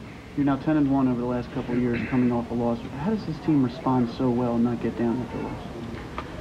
Well, I think we have great leadership, number one. I think we have some veteran guys that are not going to hang their head at all, and they understand. They've been around it before, and they're the ones that deserve the credit on that. And I don't know about any records or anything else, but I do know our guys, we don't have a lot of highs and a lot of lows, and that's important in this business. And if you talk about the wide receivers against a good group of cornerbacks, how they were able to come out and make plays down the field? Yeah, I thought the wide receivers played very aggressive, and those are two very good corners. And even when you go into the three wides and Green comes in, you know, obviously he's a good corner too. So, you know, the wide receivers were very aggressive against a good secondary. What was the scheme defensively? What were you trying to do to that offense? Well, I mean, we play them again, so I can't tell you that. But the thing we wanted to be was aggressive, I guess would be the bottom line. Was there start? How important was it in the first two possessions when you finished with touchdowns and not two overs? Well, I mean, that's what you're shooting for. You're shooting for that every possession, but it doesn't always happen that way. And, you know, but that's the objective. Every time you go into it, that's what you're shooting for. And then to come out with a couple, you feel pretty good about that. TV was talking about Donovan's hand. Is there anything to that? Have you heard? Yeah, no, I just talked to him. He had no idea. I didn't see it. I was asked that at halftime by Melissa Stark, and that was news to me, and he said he didn't know anything about it, so we'll see. You talk about how Donovan's improved as a pocket quarterback and his accuracy.